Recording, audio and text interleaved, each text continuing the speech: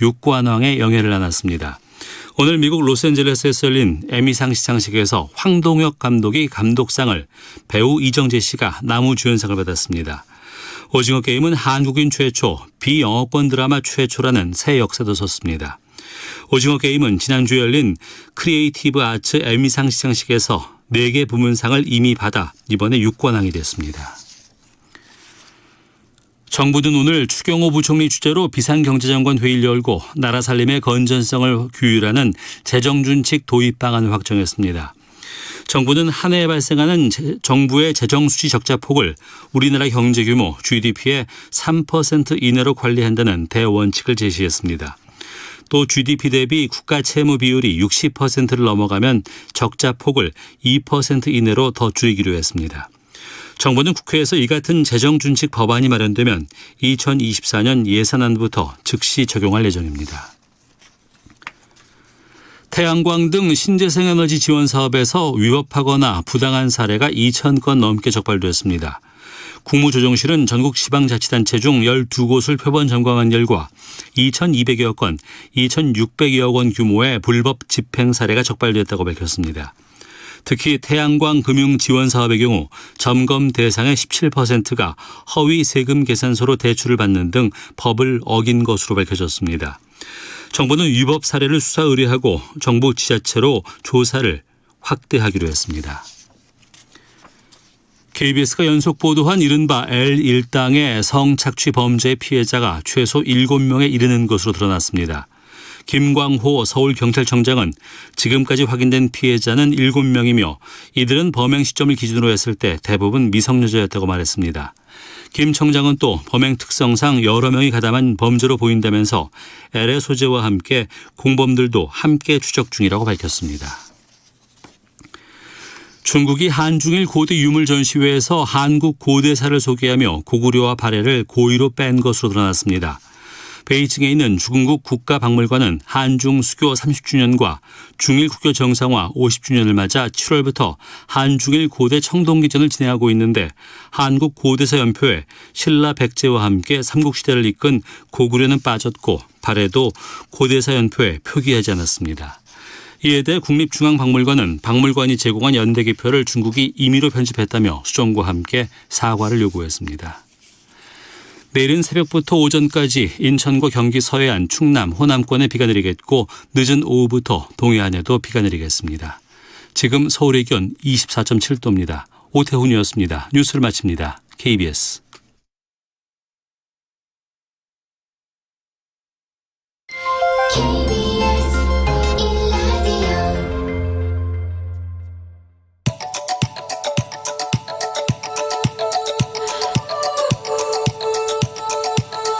김성환의 시사야.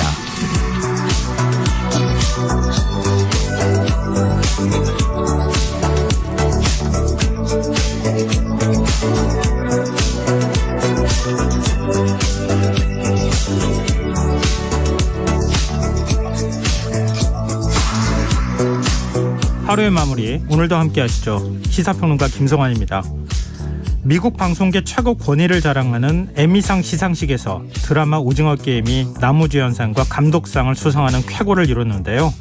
어떤 의미가 있는지 더 깊이 있게 들여다보는 인터뷰 시간에 전문가와 이야기 나눠보겠습니다.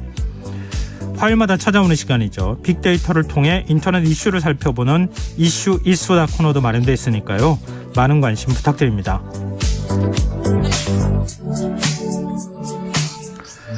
김성환의 시사에는 청취자 여러분들의 관심과 참여 기다립니다. 방송 내용과 관련해 의견 있으신 분들은 문자 보내주십시오. 당첨된 분들께는 모바일 쿠폰 보내드릴 텐데요. 참여하실 번호는 샵9730이고요. 짧은 문자는 50원, 긴 문자는 100원의 이용료가 부과됩니다. 콩 어플리케이션과 KBS 1라디오 유튜브 채널을 통해서도 저희 방송을 실시간으로 시청 또 참여하실 수 있습니다. KBS 1라디오 김성환의 시사야. 그럼 지금 시작하겠습니다.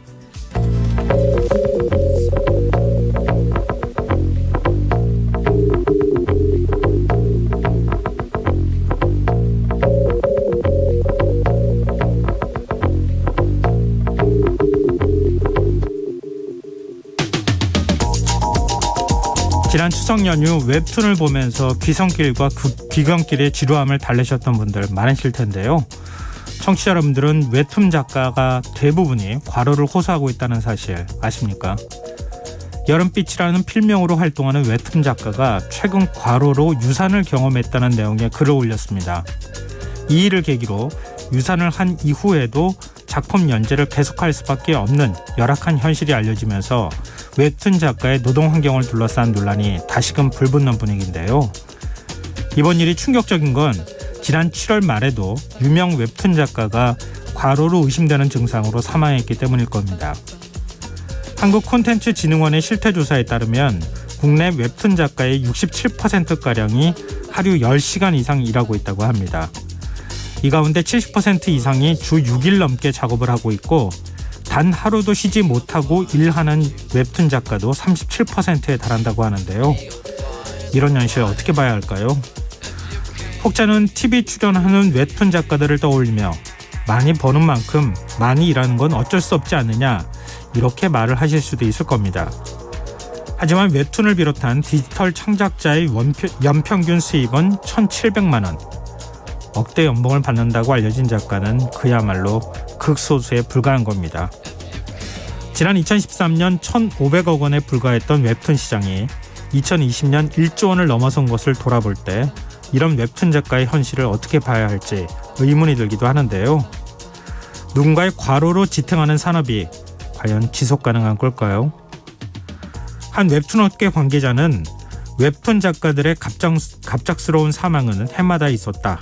다만 드러나지 않았을 뿐이다. 이런 말을 남기기도 했는데요. 1년에 단 2번 휴재를 보장받고 싶다는 웹툰 작가들의 요구가 정말 그렇게 실현되기 어려운 일인 걸까요?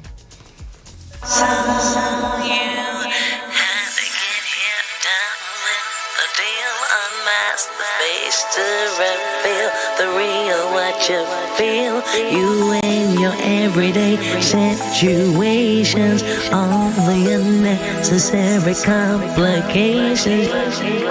오늘 밤 당신 안의 꿈틀거리는 지식 충전 본능이 깨어납니다. 여러분의 자유탐구 영역 김성환의 시사야.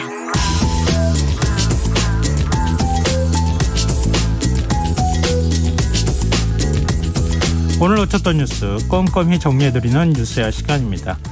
오늘 곽지훈 프레시안 기자 나와 계십니다. 안녕하세요. 네, 안녕하세요. 네, 추석 연휴 잘 보내셨어요? 네, 잘 보내셨습니까? 네, 어디 뭐 그렇게 멀리 가지는 않았죠? 아, 네, 저는 저기 그 친척집이 다 수도권에 몰려 있어가지고 수도권 일주를 한번 했습니다. 교통체증이 뭔지 잘 모르시겠네요. 아, 수도권도 만나셨습니다. 아, 그래요? 자, 추석 연휴 지났으니까요. 청취자 여러분들께 자 이제 정치권 소식으로 문을 좀 열어봤으면 좋겠는데요. 추석 연휴 동안 민심을 확인한 여야 모두 뭐 민생을 강조하고 있는데요. 그렇지만 민심에 대한 해석은 서로 큰 차이가 있어요. 네, 여야가 추석 민심을 놓고 상반된 해석을 내놓으며 정면 격돌을 했는데요. 명절 연휴 이전부터 그랬지만 윤석열 대통령 부부 또 이재명 민주당 대표 부부를 겨냥해서 날선 공방을 주고받았습니다. 국민의힘 권성동 원내대표는 오늘 원내대책회의에서 민주당이 추석 연휴 나흘 동안에도 어김없이 이재명 대표 사당으로서의 모습을 보여줬다면서 이번에 선거법 위반으로 벌금 100만 원 이상 나오면 이 대표 의원직 박탈은 물론 민주당은 선거 보존 비용 434억 원을 반환해야 한다고 비판했습니다. 네. 그러면서 그야말로 패당망신이다. 뭐 원래는 없는 말인데 패가망신에 빗대서 이렇게 얘기를 하기도 했습니다. 권 원내대표는 민주당은 이 대표의 명백한 사법 리스크를 알면서도 스스로 눈을 가리고 귀를 막았다면서 대선 경선 및 대선 직후 올해 보궐선거 직전 당대표 선거 등 정치인 이재명을 손절할 수 있는 기회를 제발로 걷어찬 결과라고 말하기도 했습니다. 반면 박홍근 민주당 원내대표는 정치 보복이란 단어는 없다던 정권이 대통령 배우자 의혹엔 묻지마 무혐의로 일관하고 전 정권 수사와 야당 탄압에는 혈안이라고 정부를 향해 날을 세웠습니다. 박 원내대표는 추석 직전 야당 대표를 기소하더니 권익위 표적감사를 또 연장했다면서 이러니 국민 10명 중 6명 이상이 김건희 특검에 찬성하며 윤석열식 공정과 법치에 의문을 품는 것이라고 지적했습니다. 그러면서 여당도 민심을 거스르지 말고 김건희 특검법을 당장 수용하라고 촉구했는데요. 박 원내대표는 추석 민심은 한마디로 민생이 실종된 국정 운영에 대한 매서운 경고였다면서 대통령이 시급한 민생경제 대책은 뭉그적거리면서 보도사진용 현장만 찾는다. 민생 쇼라는 국민 비판이 나온다고 지적했습니다. 민심을 해석한 게 아니라 서로 공격하는 말만 쏟아낸 것 같은 이런 생각이 드는데요. 근데 이런 가운데 성남FC 후원금 의혹 사건을 수사해온 경찰이 이재명 민주당 대표를 제3자 뇌물 공여 혐의를 적용해서 검찰에 넘겼어요. 네, 경찰이 성남FC 후원금 의혹에 연루된 이 이재명 더불어민주당 대표에 대해서 제3자 뇌물공여 혐의를 적용했고 이 사건을 검찰에 송치했습니다. 네. 민주당은 즉각 이재명 죽이기라면서 반말을 하고 나섰는데요. 경기 남부경찰청 반부패 경제범죄수사대는 오늘 제3자 뇌물공여 혐의가 인정된다는 내용의 보안 수사 결과를 수원지검에 통보했다고 밝혔습니다. 제3자 뇌물수수는 공무원이 직무와 관련한 부정한 청탁을 받고 제3자에게 뇌물을 주도록 한 경우에 적용하는 혐의인데요. 이 대표는 성남FC 구단주이기도 한 성남시장 재직 시절에 두산건설로부터 50억 상당의 후원금을 유치하고 이 대가로 두산건설 측의 부지 용도 변경 등의 편의를 제공한 혐의를 받고 있습니다. 근데 경찰이 불과 1년 전까지만 해도 지금과 같은 뭐 뇌물 혐의를 적용한다 이런 말 없었지 않았어요? 네, 공교롭게도 딱 1년 전이었는데요. 그 경찰에서 2018년 6월에 이 고발장을 접수를 받았고 이후에 수사에 착수해서 지난해 9월에 증거 불충분 등을 이유로 무혐의 처리를 했습니다. 그러나 고발인 측의 이의 제기가 있어서 이 지난 2월 검찰로부터 보완 수사를 요구를 받아서 지난 네. 7개월 동안 추가 수사를 진행을 했던 건데요. 이 수사 과정에서 성남시청과 두산건설 등에 대한 압수수색을 통해서 양측이 용도 변경 협의 단계에서부터 이 광고 후원금 관련 논의를 한 정황을 포착한 것으로 알려졌습니다. 또 사건 관련자들로부터 뭐 새로운 진술도 일부 확보한 걸로 언론 보도상 전해지고 있는데요. 네. 다만 경찰도 지금 성남FC에 들어간 광고 후원금 중에 일부가 이 대표 측근에게 뭐 부당하게 전달됐다 이런 의혹에 대해서는 경찰 수사에서 확인되지 않은 걸로 전해지고 있습니다. 그러면은 제3자 뇌물 공여라고 하면은 내가 받는 대신 다른 사람이 뇌물을 받도록 했다 이런 혐의잖아요. 네. 근데 이걸 어떻게 법리가 형성이 됐는지 적용을 했는지가 좀 궁금한데 민주당은 어떤 입장입니까? 네, 김의겸 민주당 대변인은 오늘 국회 기자회견에서 검찰은 추석 연휴를 겨냥해 이재명 죽이기 1편과 2편을 잇따라 내놓았고 그러자 이번엔 성남FC로 소재만 살짝 바꿔 3탄을 내놓았다 이렇게 주장했습니다. 네. 김 대변인은 경찰은 돈의 성격을 문제 삼고 있지만 광고 영업에 따른 비용 지불일 뿐이라면서 지극히 합법적이고 투명하게 처리됐고 모두 성남 시민을 위해 사용됐다고 주장했습니다. 그러면서 경찰이 공상 같은 혐의를 입증하려면 광고비가 이 대표에게 흘러들어갔다는 증거를 내보여야 하지만 아무것도 나온 게 없다면서 이 대선이 임박해 검찰이 죽은 사건을 다시 살려내 경찰에 다시 수사라고 요구했지만 그 사이 변한 것은 아무것도 없다고 주장했습니다. 뭐 그 이재명 대표가 누군가의 돈을 챙기도록 해줬다거나 내 호주머니로 돈이 들어갔다거나 그런 게 아니다. 이렇게 지금 민주당에서 부인하고 있는 상황인 건데. 네. 근데 국민의힘 권성동 원내대표는 패당 망신 이런 표현까지 써가면서 민주당을 비난하고 나섰어요. 네, 조금 전에 전해드린 것처럼 예. 오늘 아침 원내대책회의에서 이 권 원내대표가 이 민주당이 추석 연휴 나흘 동안에도 이 사당으로서 모습을 보여줬다 하면서 이 대표가 앞서 이제 기소된 검찰에 의해 불구속 기소된 그 선거법 위반 사건으로 100만 원 이상 벌금형을 받으면 의원직 박탈은 물론 선거 보존 비용 400여 원을 다 토해내야 된다. 그래서 패당 망신이라는 말까지 만들어서 이 대표 비난에 나섰습니다. 네. 근데 또 민주당도 가만히 있지 않았는데요. 김건희 특검법 추진이 불가피한 선택이다. 이런 점을 강조하고 있어요. 네, 민주당 박홍근 원내대표는 특검은 윤석열 정권 도덕성 회복과 국정 정상화의 출발점이라면서 이 국민의힘에 대해서 김건희 특검법 수용할 것을 촉구를 하고요. 네. 그러면서 국민 10명 중 6명 이상이 김건희 특검에 찬성한다 이런 말을 했는데 이제 이것은 지난 7일과 8일 이틀 동안 코리아 리서치가 이 MBC 의뢰로 전국 거주 18세 이상 남녀 1,001명을 대상으로 조사한 결과 김건희 특검법이 필요하다는 응답이 62.7%, 필요하지 않다는 응답이 32.4% 이렇게 나온 그 결과에 대해서 이제 박 원내대표가 이렇게 얘기를 한 겁니다. 민주당 입장에서는 여론은 우리 편이다. 뭐 또 이런 인식을 갖고 있는 것 같은데 국민의힘에서는 김건희 특검을 하려면 김정숙 여사에 대한 특검도 이루어져야 한다. 이런 반격을 하고 있네요. 죄송합니다. 좀 전에 그 코리아 리서치 MBC 조사의 경우에 여론조사 그 상세 개요는 중앙선거 여론조사 심의위원회 홈페이지에서 확인하실 수 있습니다. 네. 그 여쭤보신 김정숙 여사 특검 관련 주장은 어제 서울신문에 이 국민의힘 조수진 의원이 했던 인터뷰 내용인데요. 조 의원은 민주당에서 김건희 특검법을 들고 나왔는데 국민의힘은 왜 김정숙 특검법을 들고 나오지 않느냐. 여당이 너무 무기력하다고 혼이 많이 났다. 이제 본인이 파악한 이 지역구 민심에 대해서 그 추석 민심에 대해서 이렇게 전했습니다. 아직 뭐 당론이라고 보기는 그렇고 조수진 의원의 개인적인 의견인 거죠. 네, 그렇습니다. 근데 민주당은 또 대통령실 국정조사도 요구하고 있는 상황 아니에요? 네, 오늘 최고위원회 회의 후에 이 민주당 오영환 대변인이 브리핑을 통해서 이렇게 밝혔는데요. 그러니까 최고위원회가 아니라 원내대책회의 후에 오영환 원내대변인이 밝힌 내용인데 네. 이 국정조사와 국정감사에서 대통령실 관련 의혹들을 밝혀내기 위해 진상규명단이 출범한다면서 내일 오전 10시 30분에 첫 공개회의를 열 것이라고 밝혔습니다.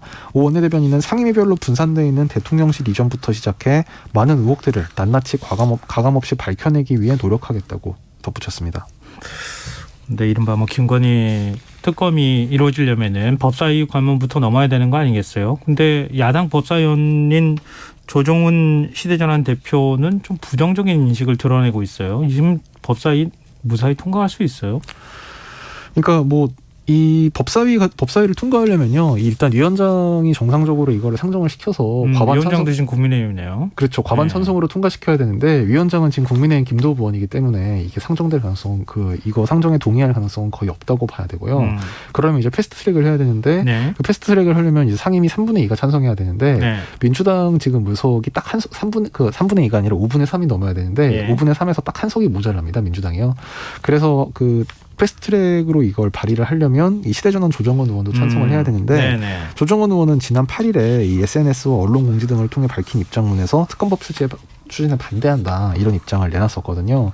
이제 그렇기 때문에 민주당에서 이 조정원 의원을 겨냥해서 좀 불만 섞인 목소리가 나오고 있는 상태입니다. 근데 조정원 의원이 뭐 태도를 어떻게 바꿀지는 모르지만 현재로서는 패스트트랙에 태울 수도 없는 이런 상황이다. 네. 만약에 또 설사 패스트트랙에 태워가지고 법안이 통과한다 하더라도 윤석열 대통령이 거부권 행사하는 거 아니냐 뭐 이런 얘기까지 나오고 있는 건데.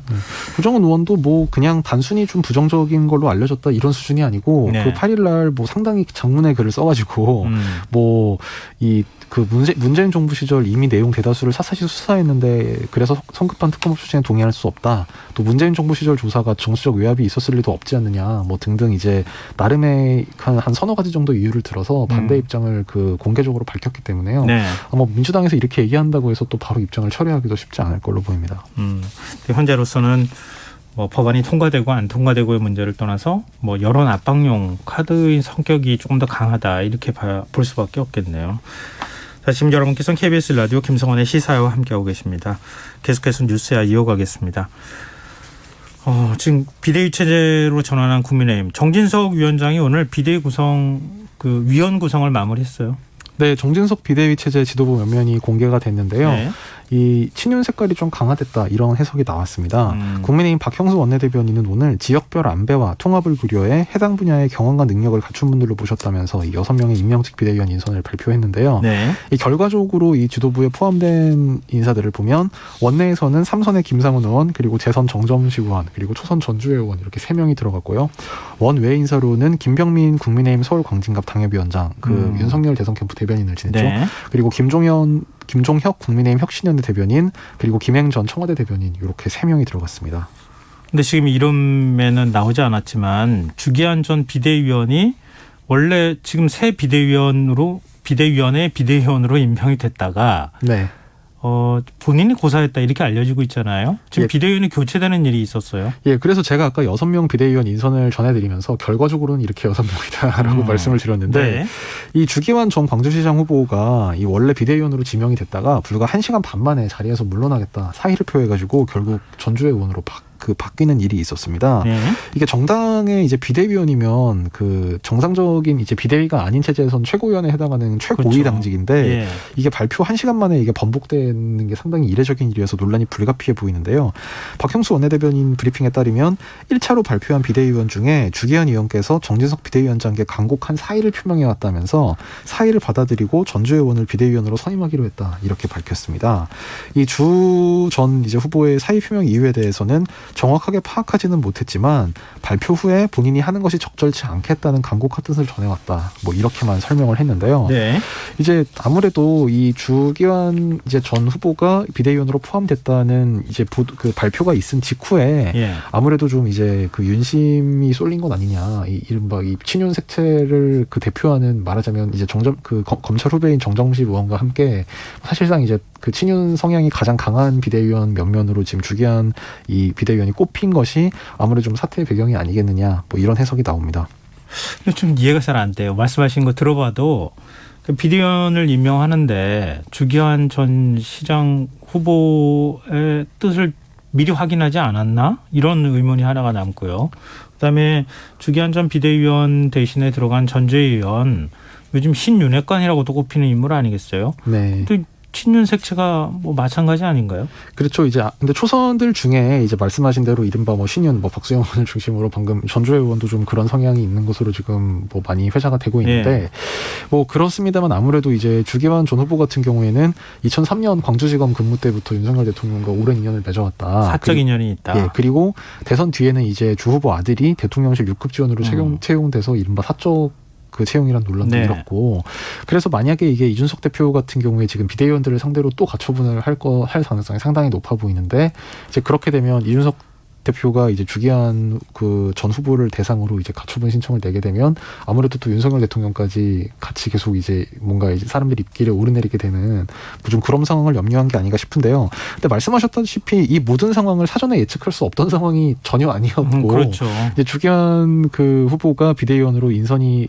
포함됐다고 발표가 되는 순간 이제 이런 어떤 뭐 비난이나 우려나 여론의 관심이 세간에 이제 그런 관심이 쏠릴 것은 너무나 뻔했기 때문에 애초에 어떻게 들어가게 된 것인지 그리고 기왕에 들어갔는데 이게 1시간 반 만에 또 이게 어떻게 갑자기 초래가 된 건지 이거는 아무래도 좀 더 취재가 필요해 보이는데 이게 정권 초반부에 이런 인사와 관련해서 이해되지 않는 사태들은 사실 거의 정권이 끝날 때까지도 잘 밝혀지지 않는 경우가 많아서요. 박근혜 정부 때도 이른바 최대성 미스테리라든지 뭐 그런 일들이 있었는데 아무래도 이번 경우도 좀 그 추측으로 정치권에서 떠도는 추측으로는 아무래도 대통령실의 의사가 어떤 방향으로 좀 개입을 한 게 아니겠느냐 뭐 이런 풀이는 있습니다. 네, 인사라는 게 정말 뭐 내밀하게 이루어지는 거기 때문에 기자들도 취재하기가 굉장히 쉽지 않은데요. 어찌 됐든 간에 결과적으로 인사 잡음이 나오는 것은 그렇게 썩 좋아 보이는 상황은 아니다 이렇게 정리할 수 있을 것 같네요. 근데 지금 법원이 이준석 전 대표가 낸 비대위 효력정지 가처분 신청 사건에 대한 신문을 일부 연기했어요. 지금 여러 건이 있기 때문에 어떻게 연기를 한 겁니까? 네, 그러니까 이준석 대표가 지금 그 당을 상대로 가처분 신청을 낸 게 총 4가지 정도 있습니다. 네네. 첫 번째 거는 이미 저번에 결론이 한번 나왔고요. 네. 그 이준석 대표가 그 신청한 게 인용되는 결과가 나왔고 2차, 3차, 4차 이 3가지가 지금 원래 내일 심리를 할 예정으로 그 잡혀 있었는데 이 가운데 마지막에 냈던 것, 이 9월 8일에 낸 게 있습니다. 9월 8일이 추석 연휴 직전이고 오늘이 추석 연휴 다음 날이니까 사실상 이제 다음 날 그러니까 가처분 신청을 내고 그 다음 이제 근무일에 이 심리를 하게 되는 거라서 이 국민의힘에서 이게 시간이 너무 부족하다. 그래서 그 변호인단이 이 좀 연기가 필요하다. 그래서 신문기일 연기를 요청했고 이것이 이제 받아들여진 건데요. 그래서 이제 4차 가처분 신청 사건 신문기일이 14일에서 28일로 2주 연기가 됐습니다. 서울 남부지법에서 이 국민의힘이 제출한 신문기일 변경 신청을 받아들여준 이제 결과이고요. 이 4차 가처분 신청은 정진석 비대위원장에 대한 직무집행 정지 그리고 정진석 비대위원장 임명 및 비대위 설치 등이 포함된 이달 8일 전국위원회 의결의 효력정지 이 2가지입니다. 그럼 내일 신문하게 되면 지난번 전례를 비춰봤을 때 다음 주쯤에는 나오지 않겠어요? 법원의 결정이. 네, 근데 이미 1차 그 가처분에 대한 결정이 그 저번에 한 일주일 정도, 일주일에서 한 8일, 9일 정도 후에 이제 그게 나온 바가 있었고요.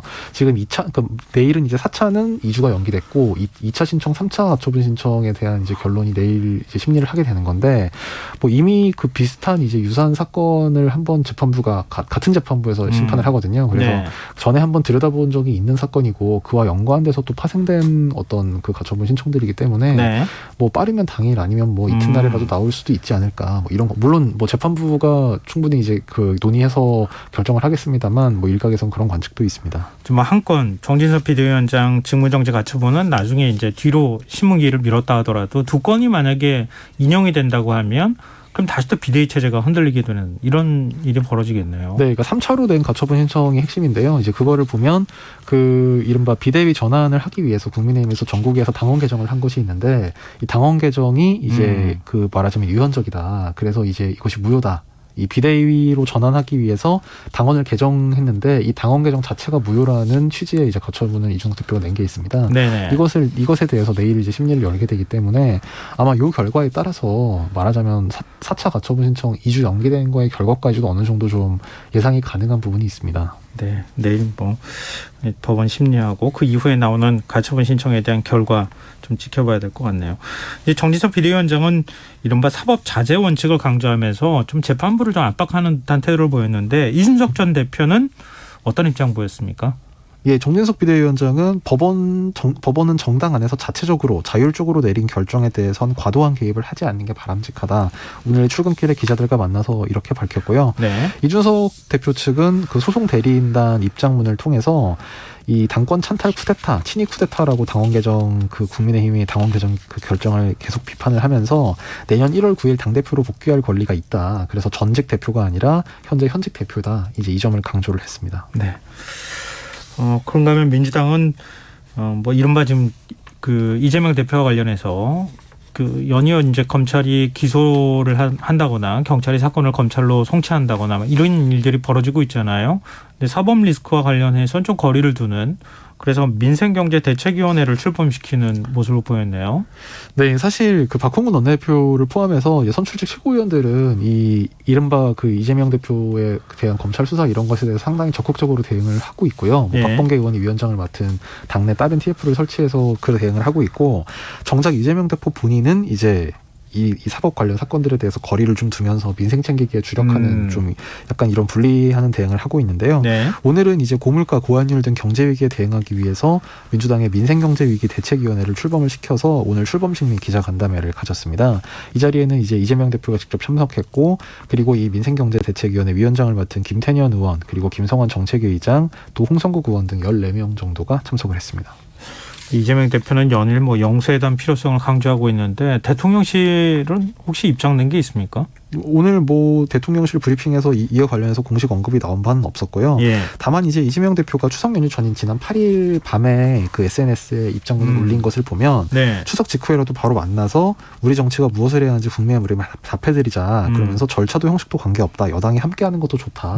이제 이렇게 했기 때문에 이 절차 또는 이제 형식 뭐 2자로 할 것이냐 3자로 할 것이냐 이런 점에 대해서는 상당히 이견이 해소가 됐다고 볼 수 있는데, 문제는 추석 연휴 직후에 지금 만날 수가 없는 게 윤석열 대통령이 오는 18일부터 5박 7일 동안 영국, 미국, 캐나다 순방을 갑니다. 네. 그래서 뭐 18일이면 지금이 오늘 13일이니까 당장 뭐 2, 3일 안에 의제를 준비해서 하기는 좀 어려울 것 같고, 아마 이 순방 결과를 갔다 오면 이제 정치권에 설명하는 자리를 겸해서 만약에 한다면 할 수도 네네. 있지 않을까라는 생각이 드는데 모양이 좋네요. 아직까지는 그러면. 언급이 나온 바는 없습니다. 알겠습니다. 지금 그건 지켜봐야 되겠네요. 자, 오늘 뉴스 여기까지 하겠습니다. 지금까지 곽재원 프레시안 기자였습니다. 고맙습니다. 감사합니다.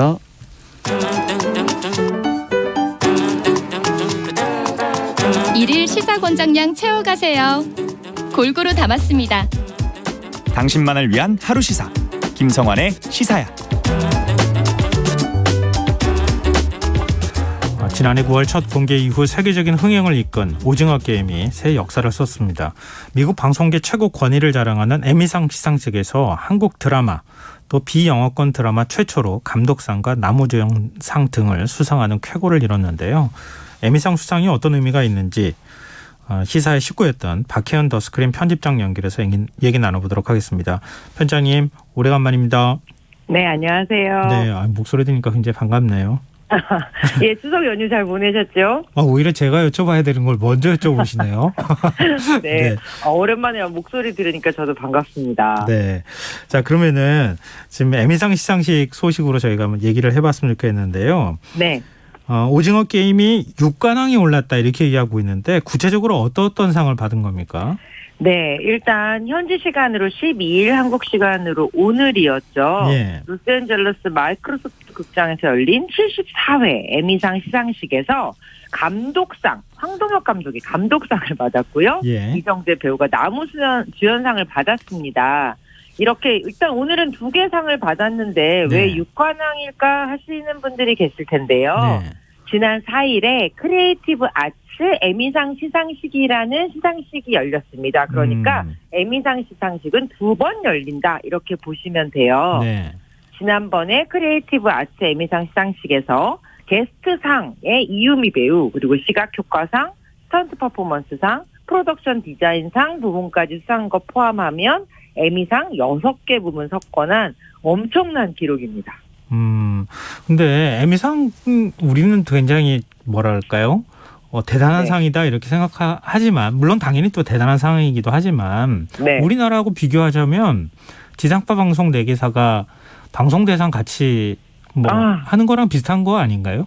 이게 약간 그렇게 보실 수도 있기는 한데요. 네. 이제 우리나라는 사실 뭐 방송사별이라든지 시상의 주체들이 조금 나뉘어져 있잖아요. 예. 근데 이제 에미상 같은 경우는 어떻게 보면 방송계의 오스카상이라고 불릴 정도로 예. 이 미국 텔레비전 예술과학 아카데미라는 곳에서 이 시상을 주관을 해요. 그렇다 보니까 어떤 개인적인 방송사나 단 하나의 어떤 주체라기보다는 텔레비전 콘텐츠를 만드는 그 전체 산업계에서 주는 가장 대표적인 상이다 이렇게 말씀드릴 수가 있죠. 미국의 영향력이 그만큼 크니까 사실은 네. 미국에서 방송사들이 주는 상이지만 글로벌한 상이라고 또 우리가 생각하는 그럴 수밖에 없죠. 예, 그렇죠. 네. 이 시장 자체가 좀 다르니까요. 네. 근데 혹시 편집장님은 이번에 이렇게 많은 상 받을 거라고 예상하셨어요? 사실 그 4일날 아츠 에미상 시상식을 보면서 저는 한 가지 상은 마음이 굳혔다고 생각했었어요. 어떤 상요? 네, 이정재 배우의 나무주연상은 이제는 돌이킬 수 없지 않나라는 생각이 좀 들 정도였거든요. 왜냐하면 사실은 뭐 하루 전에 이제 나온 소식이기는 한데 네. 그 LA 시위회가 매년 9월 17일을 뭐 오징어 게임의 날 이렇게 선포를 했거든요. 네.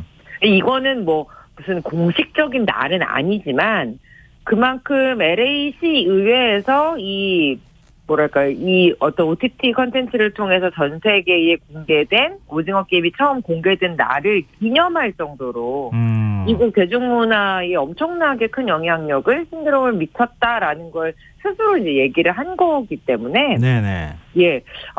상을 하나는 받아갈 텐데 그게 나무주연상이 되겠다라고 생각은 했었죠. 근데 우리 영화 미나리 네. 골든글로브 외국어 영화상 후보작으로 올랐을 때 네. 이건 너무한 거 아니냐. 미국 영화는 도대체 뭐냐. 뭐 이런 그렇죠. 얘기를 했었잖아요. 근데 그렇죠. 이번에도 에미상 얘기 나올 때 비영어권 드라마 최초로 상을 받았다. 이런 얘기가 나와요. 네, 맞아요. 이게 그 원래 장벽이 높아서 그런 겁니까? 아니면 우리 컨텐츠가 우수해서 그런 겁니까? 이거 어떻게 봐야 되는 겁니까? 일단 장벽도 높았고 컨텐츠도 우수했다는 두 가지 이유가 모두 맞기는 해요. 예. 사실 에미상에서 오징어 게임이 굉장히 많은 부분에 후보로 올랐었잖아요. 네. 그랬을 때 미국에서 처음에 후보에 오른 그 소식만 가지고도 한국 기사들보다는 오히려 미국 기사들이 히스토리컬이라는 단어를 정말 많이 썼어요. 정말 역사적인 어떤 후보 선정이다. 네. 왜냐하면 이 에미상에서 지금까지 남성 배우들 중에 아시안 배우가 상을 받은 것도 이정재 배우가 처음입니다. 그러니까 영어권, 비영어권을 다 통틀어서도 이정재 배우의 수상이 아시아 배우로서는 처음이거든요. 예, 사실 그만큼 에미상 시상식이 어떻게 보면 굉장히 뭐 지금은 이렇게 얘기하지만 로컬 시상식이었고 소위 1세계의 배우들 중심의 시상식이었다라고 볼 수 있었던 거죠. 네. 그런데 74회 만에 오징어 게임이 에미상의 후보로 오르면서 에미상 후보들이 스스로 말하기에 우리가 드디어 글로벌해졌다라고 이야기를 했어요. 우리가 드디어 글로벌해졌다. 네. 오징어 게임을 이렇게 후보로 많이 들인 이 순간부터 진짜 에미상이 글로벌해졌다라는 이야기들이 해외 매체에서 나오기 시작했었거든요. 네네. 예, 그만큼 역사를 새로 썼다는 것도 맞고, 이제, 할리우드의 어떤 TV 프로그램 시리즈 안에서 단순히 영어만을 사용해서 이제 콘텐츠를 만드는 것을 넘어서서 언어의 장벽을 뛰어넘는 다양한 콘텐츠들이 이제 만들어질 수 있는 용기가 생긴 오늘 날이다라는 생각까지도 저는 했습니다. 근데 황동혁 감독이 수상소감에서 오징어 게임이 에미상을 수상하는 마지막 비영어권 시리즈가 아니길 바란다. 되게 의미심장한 얘기를 했어요. 굉장히 의미심장한 얘기죠. 네. 근데 이게 일종의 이제 뭐랄까요? 그 골든글로브 같은 경우에는 백인을 위한 상 아니냐, 뭐 인종차별 얘기도 논란이 뒤따르곤 했는데요. 있죠. 에미상도 상당히 보수적이었었는데 그걸 이제 앞으로 계속 깨나가겠다고 하는 신호를 보내준 겁니까? 예, 맞습니다. 황동혁 감독의 그 말은 저는 약간 작심 발언이 아닐까 라는 생각도 드는데요. 네. 일단 이 넷플릭스를 포함한 글로벌 OTT 컨텐츠들을 그 플랫폼을 통해서 한국의 컨텐츠들이 세계에 나가게 되었잖아요. 네. 그러면서 소위 기생충이 아카데미 시상식에서 상을 받을 때 봉준호 감독이 얘기했던 그 1인치의 장벽이라는 게 사실 몇 년 사이에 많이 이제 무너진 것도 사실이에요. 네. 왜냐하면 자막으로 다른 나라 컨텐츠 보는 것도 이제 익숙해진 사람들이 많고 예. 또 더빙을 통해서 컨텐츠를 접하는 사람들도 많거든요. 이런 의미에서는 글로벌 OTT가 언어의 장벽을 좀 넘어서 세계적인 컨텐츠를 글로벌하게 소개하는 아주 좋은 통로가 되고 있기는 해요. 게다가 황동혁 감독이 그 말을 한 이유는 이제 그 신상소감 끝에 오징어 게임의 시즌2로 돌아오겠다라고 얘기하셨잖아요. 네. 네, 계속 이런 글로벌 프로젝트에 이런 한국 감독과 한국 배우들이 나오는 프로젝트들이 많아질 터이니 이제 에미상도 다른 나라의 컨텐츠를 조금 더 집중해서 봐야 한다라는 어떤 작심 발언이 아닐까라는 생각이 듭니다. 또 그런 의미로 해석이 가능하군요. 네. 근데 황동혁 감독이 수상한 감독상, 사실 작품상 받았으면 어땠을까 하는 욕심도 좀 있긴 했는데요. 네. 감독상을 어떻게 평가할 수 있겠습니까? 가치를.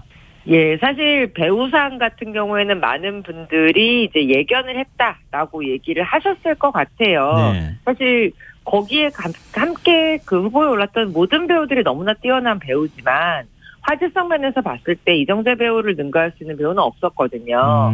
왜냐하면 다른 시리즈들은 이미 몇 해 전부터 계속 인기를 끌어오던 시리즈였고 네. 그분들이 이전에 상을 받은 적도 있고요. 네. 그런데 이제 이정재 배우는 그야말로 정말 신드롬의 중심에 선 배우이다 보니 화제성 면이나 연기력, 작품성 뭐 여러 가지 면에서 이정재 배우에게 가장 스포트라이트가 갔던 게 사실이거든요. 네. 그런데 감독상 같은 경우는 좀 얘기가 다른 것도 맞습니다.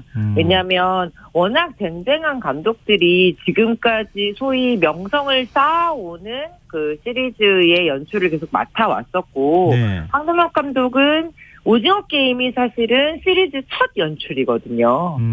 그 이전엔 모두 영화들을 연출하셨던 감독님이기 때문에 네. 이 텔레비전 연출계에서는 어떻게 보면 신인에 가까운 감독이다라고 말씀드릴 수도 있죠. 예. 그런데 그 감독에게 감독상을 주었다라고 하는 부분은 에미상이 오징어 게임을 얼마나 중요하게 생각하고 있는지를 다시 한번 확인할 수 있는 시상이었다고 생각합니다. 근데 뭐 이정재 배우가 나무주연상 수상한 건 이 대단한 일이다 이렇게 앞서도 말씀하셨고 또 예상까지 했었다 이렇게 또 얘기해 주셨는데요. 네. 이정재 배우가 스타워즈 시리즈 뭐 주인공으로 이 캐스팅됐다 이런 얘기가 나오던데 맞습니까? 네. 맞습니다. 그러니까 미국 할리우드 안에서 스타워즈라는 시리즈는 하나의 아이콘이고 정말 상징적인 시리즈죠. 이 시리즈의 주인공격인 캐릭터로 이제 캐스팅이 됐다라고 이제 캐스팅 소식이 들려왔습니다. 그야말로 미국 주류 엔터테인먼트 산업계의 중심에 바로 심장이 꽂혔다 이런 얘기를 드릴 수 있을 것 같아요. 네. 아직은 그 내용이 어떤 내용인지 캐릭터가 어떤 캐릭터인지 정확하게 밝혀진 바는 없지만 이정재 배우를 캐스팅해 감으로써 거의 이제 뭐 60년 70년 역사를 가진 스타워즈 시리즈에 새로운 바람을 불어넣고 싶다라는 의도가 읽히거든요. 네. 이정재 배우가 불어넣는 새로운 바람이 스타워즈 약간은 좀 오래된 올드한 스타워즈 시리즈에 아시안 배우들뿐만 아니라 정말 새로운 바람을 불어넣을 거다라는 계산이 저는 이정재 배우를 캐스팅한 거에 굉장히 중요한 역할이라고 보고요. 예. 또 하나는 이정재 배우가 이제 그 정도의 글로벌 티켓 파워를 가지고 있다라는 확신이 산업계 안에 있지 않나라는 생각도 듭니다. 또 우리 영화나 뭐 지금 이제 넷플릭스 드라마긴 하지만 드라마나 이런 것들이 K 콘텐츠가 연일 뭐 상을 받는 모습들을 보면서 네. 와 우리가 이렇게 위상이 높아졌구나 이런 생각이 들면서도 우리가 너무 과대평가하는 거 아닐까라고 하는 걱정도 들거든요. 네. 실제 뭐 이런 콘텐츠를 제작하는데 가장 가까이 네. 계시니까 네. 어느 정도입니까 위상이? 우리가 생각하는 것보다 밖에서 생각하는 게 훨씬 더 큰 거는 느끼고 있어요. 그러니까 한국에서 만든 이야기다라고 하면 예전에는 그래요 정도의 반응이었다면 지금은 한번 보고 싶습니다. 바로 미팅 제안이 들어올 정도로 해외에서 산업계에서도 한국의 스토리 자체에 굉장히 큰 관심을 가지고 있는 건 맞고요. 또 하나는 이 한국 배우들에 대한 관심이 정말 뜨겁다는 것, 이 얘기는 꼭 드리고 싶었어요. 사실 그 나라의 영화를 좋아한다라는 건 결국 그 배우들을 먼저 좋아하고 사랑하는 일부터 시작되잖아요. 그러네요. 그런데 사실 한국 영화들은 지금까지 대부분 이제 굉장히 아티스틱하고 예술적인 역량을 가진 감독들을 중심으로 소개가 됐었는데, 최근에는 배우들 중심의 이 팬덤 신드롬이 굉장히 강해지고 있고, 그게 또 한국 콘텐츠를 세계에 알리는데 굉장히 중요한 역할을 하고 있는 것 같아요. 예를 들면 저희 지금 한국에서 한국 배우 200 사진전이라는 한국 배우들의 사진전이 열리고 있거든요. 그런데 거기에 참가하는 관람객 중에 20-30%가 외국 관객들이라는 거예요. 그러니까 한국에서 열리는 한국 배우의 사진전을 보기 위해서 해외에서 관람객들이 한국에 올 정도로 이제 한국 배우들의 위상이 그만큼 높아졌다는 거고, 저는 이게 결국은 한국 콘텐츠가 해외에서 조금 더 대중적인 산업적인 힘을 가지는데 큰 영향을 미칠 거라는 생각이 듭니다. 앞으로 뭐 해결해야 될 문제들이 적지는 않겠죠. 뭐 저작권 문제라든가 여러 가지 것들이 있지만 일단 지금 이제 시작했으니까 좀 더 K 콘텐츠가 전 세계적으로 큰 성과를 이루기를 기대하는 마음 아마 저뿐만 아니라 모든 분들이 갖고 계시지 않을까 싶습니다. 오래간만에 인터뷰해 주셨는데 또 다시 만나 뵐 수 있는 기회 있었으면 좋겠네요. 오늘 말씀 고맙습니다. 감사합니다. 고맙습니다. 지금까지 박혜연 더스크린 편집장이었습니다.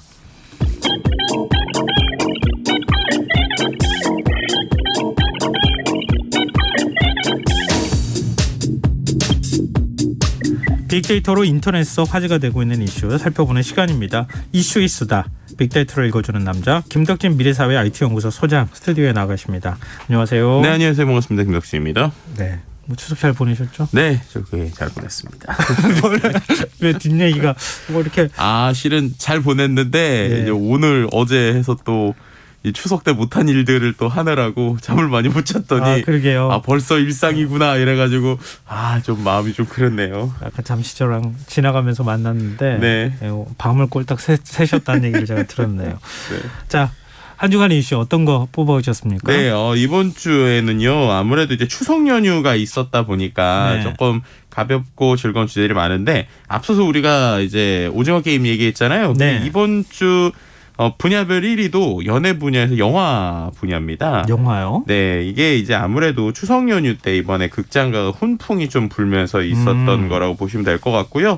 실제 이제 추석 당일에 영화 관람객이 지난해보다 2배 이상 늘어났다고 해요. 그만큼 연휴 기간에 극장가가 좀 활기를 띠고 있었고요. 또 사회적 거리두기 해제된 이후에 처음 받는 연휴다 보니까 연휴 내내 좀 활기를 띄었습니다. 그래서 말씀드렸던 것처럼 지난해 추석 당일에 전국 극장 차진 관객이 33만여 명이었는데 올해는 2배 이상 거의 3배 비슷한 수치인 90만 명 정도까지 이제 기록을 했다고 합니다. 특히 이제 11일 같은 경우에는 극장 관람객이 110만 명이 넘는 연일 붐비는 모습이었고요.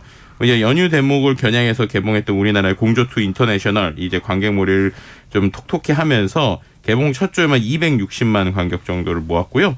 근데 또 흥미로운 게 가족 단위의 관람객이 좀 많다 보니까 모든 연령대가 부담 없이 볼 수 있는 영화들이 좀 많았다는 거예요. 그래서 645라고 하는 코미디 영화뿐만 아니라 우리 과거에 개봉했던 알라딘 있잖아요. 알라딘이 재개봉하면서 또 예매 행렬이 이어지기도 했고, 저희 아들도 계속 저한테 보러 가자고 그랬는데 제가 못 가서 미안한데 극장판 엄마 까투리라고 하는 애니메이션, 우리나라 애니메이션. 그거 같은 경우도 이제 부모님 손잡고 어린이 관객에 좀 인기를 끌었고요. 그다음에 또 아마도 지금의 이제 노년층 혹은 이제 지금 저랑 비슷하거나 조금 나이 있으신 분들은 또 반가운 또 영화가 하나 또 다시 재개봉했는데, 은하철도 999 기억나시죠? 그럼요. 은하철도 999가 다시 다음 달 5일에 이제 4K 디지털 화질, 그러니까는 1979년의 애니메이션을 다시 이제 리마스터링이라고 하죠. 이제 고화질로 해서 극장에 다시 돌아온다고 합니다. 그래서 뭐 이런 식으로 예전의 추억들까지 생각할 수 있는 다양한 것들이 있다 보니까 극장가가 간만에 이제 훈풍이 됐다라는 게 좀 이슈가 되고 있고요. 그다음에 앞서서 이제 오징어 게임 얘기했지만 또 넷플릭스에서 수리남이라고 하는 또 우리나라의 컨텐츠가 좀 공개가 됐어요. 그래서 이 컨텐츠가 지금 또 인기를 끌고 있어서 글로벌 넷플릭스 TV 프로그램 부분 세계 8위까지를 했고 오늘 보니까는 이게 글로벌 순 6위까지 올라갔더라고요. 그러다 보니까 이제 오징어 게임에 또 열풍을 이 영화가 있는 거냐 이런 얘기를 좀 나오고 있는 상황이라고 보시면 될 것 같습니다. 요즘엔 뭐 이렇게 OTT에서 뭔가 서비스 시작하기만 해도 우리나라 콘텐츠가 막 전 세계에서 매뒤다 막 이런 얘기가 나오네요. 그러니까요. 자, 2위 주제는 어떤 분야에서 나왔습니까? 네, 2위는 생활 분야고요. 키워드는 건강인데요. 이제 아무래도 이 추석 연휴가 있다 보니까 건강에 대한 좀 이야기들 좀 많이 나온 것 같아요. 뭐 예를 들면은 추석 연휴에 우리가 모였다가 다시 헤어질 때 귀경객들의 손에 이제 고향에서 챙겨온 음식이나 선물 꾸러미가 있었고 또 이제 손주들과 인사를 하면서 다른 거 필요 없고 아들, 딸, 손주 우리 애들 다 건강했으면 좋겠다라고 하는 이 어떻게 보면 부모님들의 마음들 또 그다음에 코로나 어쨌든 이러한 이제 거리두기가 없는 상황에서 만나다 보니까 이제 추석 이후 또 이제 지금부터 일주일 우리가 건강 관리 좀 잘해야 된다라고 하는 이야기들이 SNS 좀 화제가 되면서 나온 키워드고요. 또 한 가지 키워드가 나왔는데 이게 뭐냐면 코로나19 유행 이후에 초등학생 5명 중 1명이 고혈압인 것으로 이제 확인이 됐다라고 하는 기사가 나온 거예요. 네, 근데 이게 저도 좀 공감이 되는 게 코로나 때 아무래도 이제 집에 있잖아요. 그리고 최근에 이제 뭐 배달 음식이나 여러 가지 음식들을 이제 앉아서 이제 계속 먹는 것들이 좀 많아지다 보니까 아무래도 이런 이슈들의 이유가 아닐까라고 하는 것들에 대한 생각이 듭니다. 실제로 초등학교 고학년 4학년에서 6학년 학생 5명 중 1명 또 중학생 6명 중 1명이 고혈압인 것으로 확인이 됐는데 비반 진단받는 학생들은 혈압, 뭐 혈당, 콜레스테롤, 간 수치 등 만성 질환의 지표가 나빠진 것으로 지금 드러나고 있습니다. 실제로 이제 지난 12일에 국회 보건복지부에서 위원회 소속의 이제 신현영 더불어민주당 위원이 이제 서울시 교육청으로 받은 이제 학생 건강 검사 자료에 따른 것인데요. 실제로 코로나 유행 기간 동안에 서울시 초중고등학교 학생 고혈압의 학생 비율이 0.4% 정도 증가했다는 것이고요. 실제로 같은 기간 초등학교 고학년 67.3%, 중학생 41.1%, 고등학생 64.7%가 또 고콜레스테롤 혈증으로 확진이 됐고 전체 비율이 58%로 코로나19 이전보다 이건 이제 8.4% 정도 올랐습니다. 특히 이제 비만 고등학생, 초등학교 고학년 고콜레스테롤 혈증 비율이 2년 전보다 각각 24% 또 9% 상승했거든요. 그러니까 결론적으로 말씀드리면 고혈압이라고 나오고 있는 비율도 조금 늘었고 그 외에 또 고혈압의 위험성을 가지고 있는 친구들이 학생들 중에서 확실히 코로나 때 많이 늘어났다라는 것들이 좀 그 이슈가 되고 있는 상황이라고 보시면 될 것 같습니다. 그래서 이상 소견 확인된 학생들 사후 관리나 진료로 연결돼야 되는데 그렇지 못하고 방치되고 있는 부분이 있기 때문에 아이 때부터 좀 건강 잘 챙겨야 된다 이런 얘기들이 좀 나오고 있는 상황이죠. 정기 건강 검진을 시켜줘야 되는 거지. 이제 코로나19 때문에 밖에 나가서 열심히 뛸 수 있는 기회도 없고 또 더군다나 또 공부해야 된다고 또 아이들을 학원으로 돌리고 붙잡아두고 이러다 보니까 아이들이 전체적으로 이렇게 살이 이렇게 오르는 이런 상황이 나타나고 있는데 이걸 어떻게 해결하면 좋을지 참 답답하네요. 얘기하면서도. 운동을 조금이라도 하는 게 좋을 것 같은데 저도 어렸을 때부터 통통했어가지고 할 말은 없습니다. 아니 그래도 지금 고혈압까지는 아니실 것 같은데. 자, 3위 주제도 가볼까요? 네, 3위 주제 제가 좋아하는 IT 과학 나왔고요. 키워드는 아마도 많은 분들이 이번 주에 좀 관심 가지셨을 것 같은데 아이폰에 대한 키워드입니다. 이번 주에 이제 아이폰 14가 이제 지난주에 공개가 됐죠. 그러다 보니까 이제 삼성전자가 이제 최근에 밀고 있는 갤럭시, Z 폴드, 뭐 Z 플립, 폰이 있고 아이폰 14가 또 나가게 됐고 또 화웨이가 간만에 메이트 50이라고 하는 또 신제품을 또 출시를 했어요.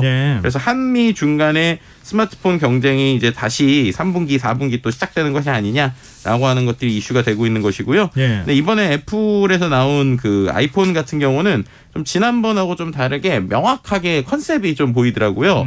예를 들면 총 4가지 종류의 스마트폰이 나왔는데 그중에 2가지 기본형은 거의 지난번하고 많이 다르지 않아요. 심지어 이제 우리가 CPU라고 컴퓨터에 있는 것처럼 이제 스마트폰은 AP라고 해서 두뇌를 표현하는데 저가형에는 지난 버전의 그 AP가 그대로 들어 있어요. 네. 근데 이제 고가형 이제 프로맥스 같은 경우에는 이번에 신제품이 들어 있거든요.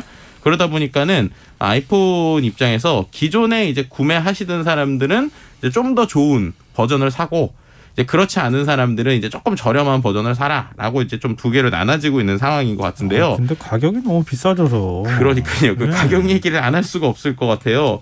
이게 참 미국에서는 어쨌든 가격을 동결을 했거든요. 그러니까 달러 기준으로 보면 동결가입니다. 그래서 오히려 미국에서는 사람들이 좀 환호하고 있어요. 왜냐하면 한 $100 정도 전체적으로 오를 것으로 예상을 했는데 오히려 가격이 그대로 나와서 가지고 이제 미국에서는 와 좋아하고 있는 건데 우리나라 가격 같은 경우는 많이 올랐습니다. 환율 때문에. 네. 그런데 이게 또 환율만 얘기할 수 없는 게 환율로만 보면은 좀 다 모든 게 일정한 비율로 올라야 되잖아요. 근데 이게 기계마다 가격 차이가 조금 있어요. 뭐 예를 들면은 제일 조금 오른 게 지난번보다 16만 원 정도 올랐는데 제일 많이 오른 거는 지난 모델보다 33만 원 정도 올랐습니다. 많이 올랐네요. 네, 그래서 이제 이렇게 돼서 가격이 어떻게 되냐면 제일 저렴한 게 125만 원에서 시작하고 가장 비싼 건 250만 원. 그러니까는 거의 뭐 250만 원요? 네네. 1테라바이트의 이제 아이폰 프로 맥스 버전 같은 경우에는 이번에 250만 원으로 지난번보다 33만 원 이제 올랐는데요.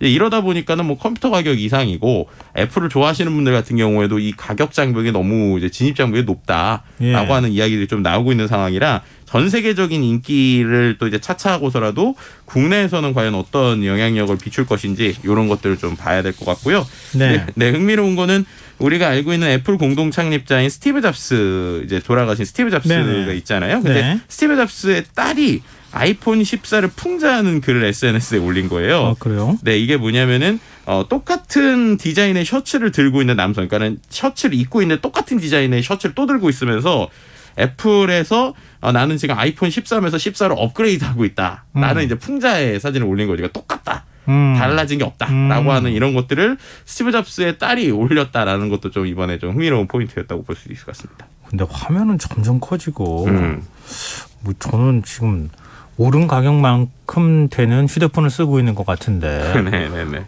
너무 비싸져가지고 이거 어떻게 쓰나 너무 부담스러워진 것 같아요. 네.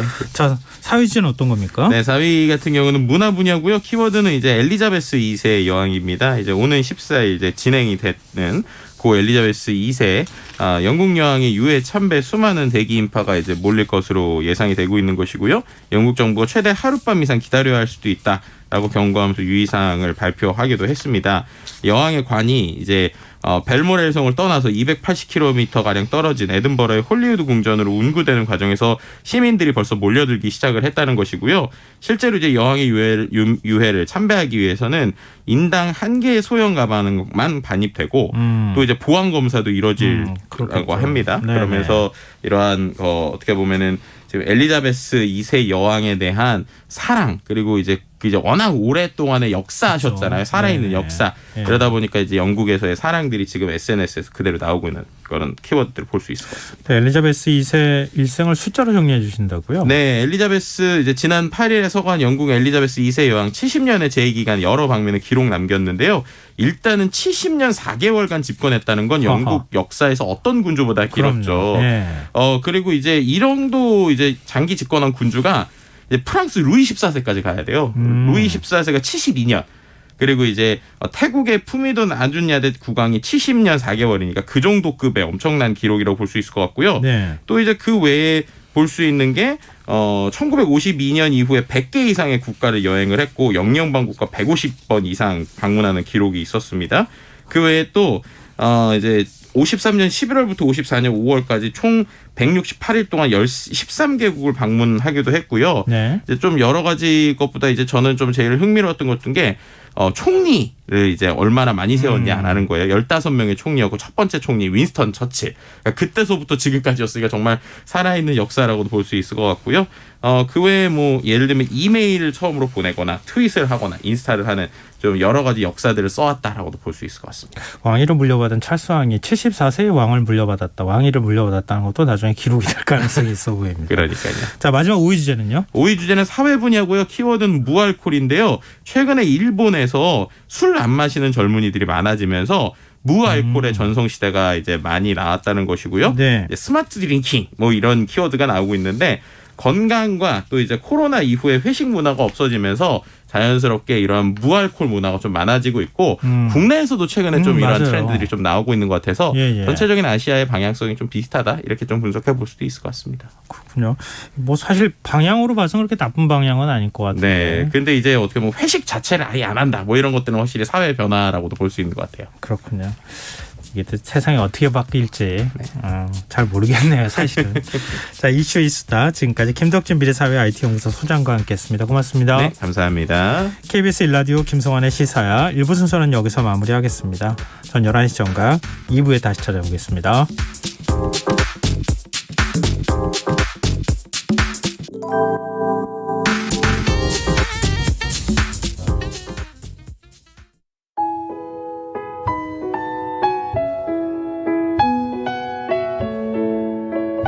경제적인 어려움에 처한 위기 가정들이 늘고 있습니다. 복지 사각지대에 처해 있는 가정들을 미리 찾아서 지원하고 위기로부터 구하는 일이 시급한데요. KBS 강태원 복지재단은 전국의 복지관과 연대해 복지 사각지대에 있는 위기 가정들을 찾아서 지원하는 운동을 시작합니다. 생활고로 인해 소중한 생명과 가정이 파탄나는 비극이 다시는 일어나지 않도록 이 일에 함께해 주십시오. 지역 복지 전문가로서 누구보다 위기 가정을 잘 찾아낼 수 있는 복지관과 관계자 여러분들의 많은 참여를 기다리고 있습니다. 지금 바로 KBS 강태원 복지재단 홈페이지에서 신청해 주세요. KBS 강태원 복지재단.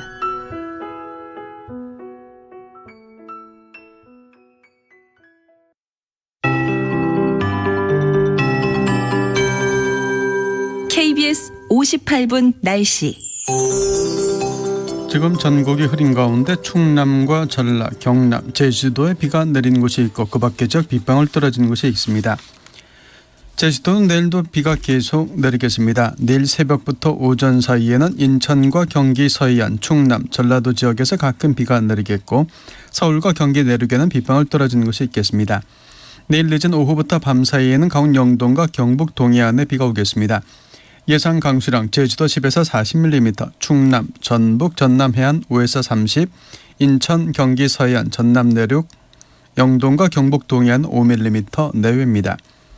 목요일은 제주도에 비가 내리겠습니다. 금요일은 전국적으로 가끔 구름만 많겠고 토요일과 일요일 사이에는 영동과 영남, 제주도에 비가 내리겠고 월요일까지 비가 이어지는 곳이 있겠습니다.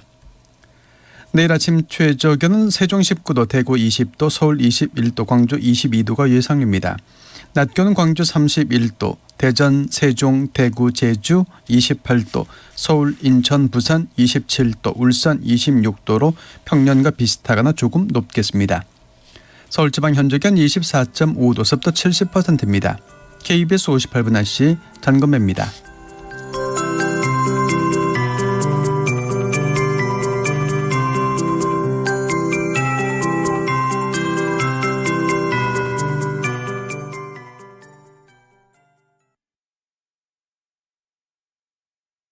정성을 다하는 국민의 방송 KBS가 11시를 알려드립니다.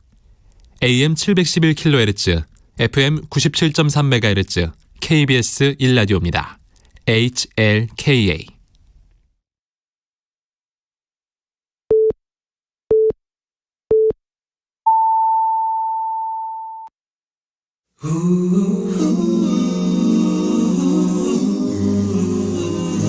이 밤 그냥 보내긴 아쉬우니까요.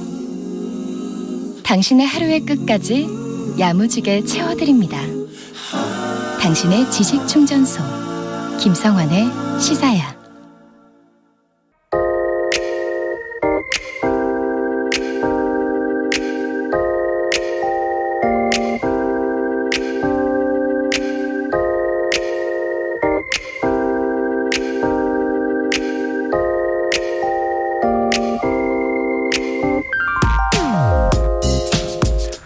매년 추석이 지나면 명절 후유증을 겪게 되죠. 요즘은 세대 간 인식이 달라져 고부 갈등이 예전 같지는 않다고 합니다만 적지 않은 며느리들은 긴장성 두통과 근육통에 시달린다고 하고요. 부모는 또 부모 나름대로 자식들이 떠난 텅 빈 집을 보며 허전함에 우울 증상을 겪는 일이 적지 않다고 하는군요. 하지만 뭐니 해도 명절 증후군 하면 비만 스트레스를 빼놓을 수 없겠죠. 명절 시작 직전까지만 해도 이번만은 꼭 유혹을 이겨내리라 몇 번이고 절식을 다짐해보지만 막상 가족을 만나면 들뜬 기분에 고소한 기름 냄새까지 솔솔 풍겨오니 이 바위 같던 결심은 어느새 아이스크림처럼 흐물흐물 녹아내리게 되곤 합니다. 명절 연휴를 지낸 이맘때쯤이면 야속한 눈길로 포동포동 살이 잔뜩 오른 뱃살을 째려보며 뒤늦은 후회를 하기 일쑤입니다. 사실 우리는 살을 찌우고 빼기를 반복하면서도 먹는 행위 그 자체의 의미에 대해서는 그리 깊게 고민하지 않는데요. 일본의 저널리스트 헨미오가 쓴 책 먹는 인간 식과 생의 숭고함에 관하여에는 이런 내용이 나옵니다. 나는 내 혀와 위가 못마땅해졌다. 오랫동안 포식에 익숙해져 버릇이 없어진 데다 매사에 아무 감동도 받지 못한 채 축 늘어져 있다. 내 혀와 위에게 잊혀가는 맛을 떠올리게 하고 싶다. 분노의 맛, 증오의 맛, 슬픔의 맛을. 헨미오는 먹는 행위의 숭고한 가치를 발견하기 위해 몇 년에 걸쳐 전 세계 빈곤과 기아, 분쟁 현장을 다녀온 뒤 그 기록을 책으로 출간했습니다. 거창하게 인간에게 있어서 먹는 행위가 어떤 철학적 생물학적 가치를 가지는지 논하고자 함은 아닙니다. 다만 최소한 추석 명절 기간 동안 사람들의 혀와 위는 가족의 인생사와 빼닮은 아주 다양한 맛을 경험했으리라 짐작해봅니다. 어떤 이는 황홀한 기쁨의 맛에 취해 포식에 길들여졌을 수 있지만 또 누군가는 절제할 수 없는 분노의 맛이나 가슴이 끊어질 듯한 슬픔의 쓴맛에 도통 음식을 목구멍으로 넘기지 못했을지도 모르겠습니다. 다시 돌아온 일상, 우리의 혀와 위는 다시 포식의 맛에 취하게 될까요? 아니면 단식, 절식, 금식 그 어느 쪽을 선택하게 될까요? 그리고 그것에서 우리는 어떤 새로운 인생의 맛을 찾게 될까요? 지금까지 오늘의 발견이었습니다.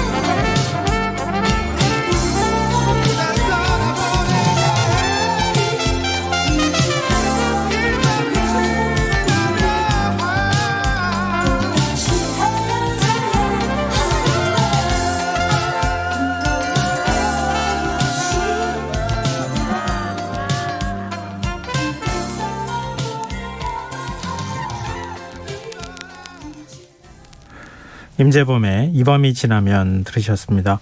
김성환의 시사는 언제나 청취자 여러분의 관심과 참여 기다립니다. 오늘도 방송 관련한 청취자분들 의견 들어오고 있는데요. 오늘의 발견 들으시고요. 2225님께서 명절 후유증을 과연 걱정할까요? 우선 많은 사람들과의 만남이 더 소중하고 기쁜걸요. 혼자보다는 여러 사람들과 마주한다면 모든 음식을 거부할 수가 없는 것을요. 김성환의 시사의 화이팅 이거까지 같이 뒤에 붙여주셨는데요. 거부할 수 없죠. 그래가지고 고민이 굉장히 많죠. 명절 지나고 나면. 근데 사람이 먹는 행위가 어찌 생각해보면 굉장히 숭고하잖아요. 생명을 유지할 수 있는 거잖아요. 가장 근본적인 근원적인 문제로 들어가게 되면요. 근데 그 맛이라는 게 삶에 따라서 다 다른 것 같아요. 저도 그런 인생의 다양한 여러 경험들을 하면서 제 길들여져 있는 이 입맛이라고 해야 될까요? 혀와 위에 대해서 다시 한번 생각할 수 있는 계기가 되면 어떨까 이런 생각에서 발견을 써봤는데요. 좋은 일만 많이 생겼으면 참 좋겠습니다. 저도 그랬으면 좋겠고요. 인생이 그렇지가 않아서 항상 문제인 것 같습니다. 어쨌든 한 번쯤 먹는 행위에 대해서 고민 좀 해봤으면 좋겠어요. 저는 좀 절식을 당분간은 좀 해보려고 시도를 한번 해보려고 합니다. 청취자분들은 어떤 방식의 뭐 금식이나 절식, 단식 뭐 어떤 것들을 시도하실지 모르겠는데요. 한 번쯤 고민하면서 먹는 행위를 좀 해봤으면 좋겠다는 생각을 해봤습니다. 네, 의견 보내주셔서 정말 감사드립니다. 계속해서 의견 많이 주시고요. 제가 추첨해서 당첨된 분들께 모바일 쿠폰 선물로 드리겠습니다. 참여하실 문자 번호는 샵 9730이고요. 짧은 문자는 50원, 긴 문자는 100원의 정보 이용료가 부과됩니다. 콩 게시판, KBS 라디오 유튜브 채널을 통해서도 무료로 참여하실 수 있습니다. KBS 라디오 김성환의 시사회와 함께하고 계신 지금 시각은 11시 9분입니다.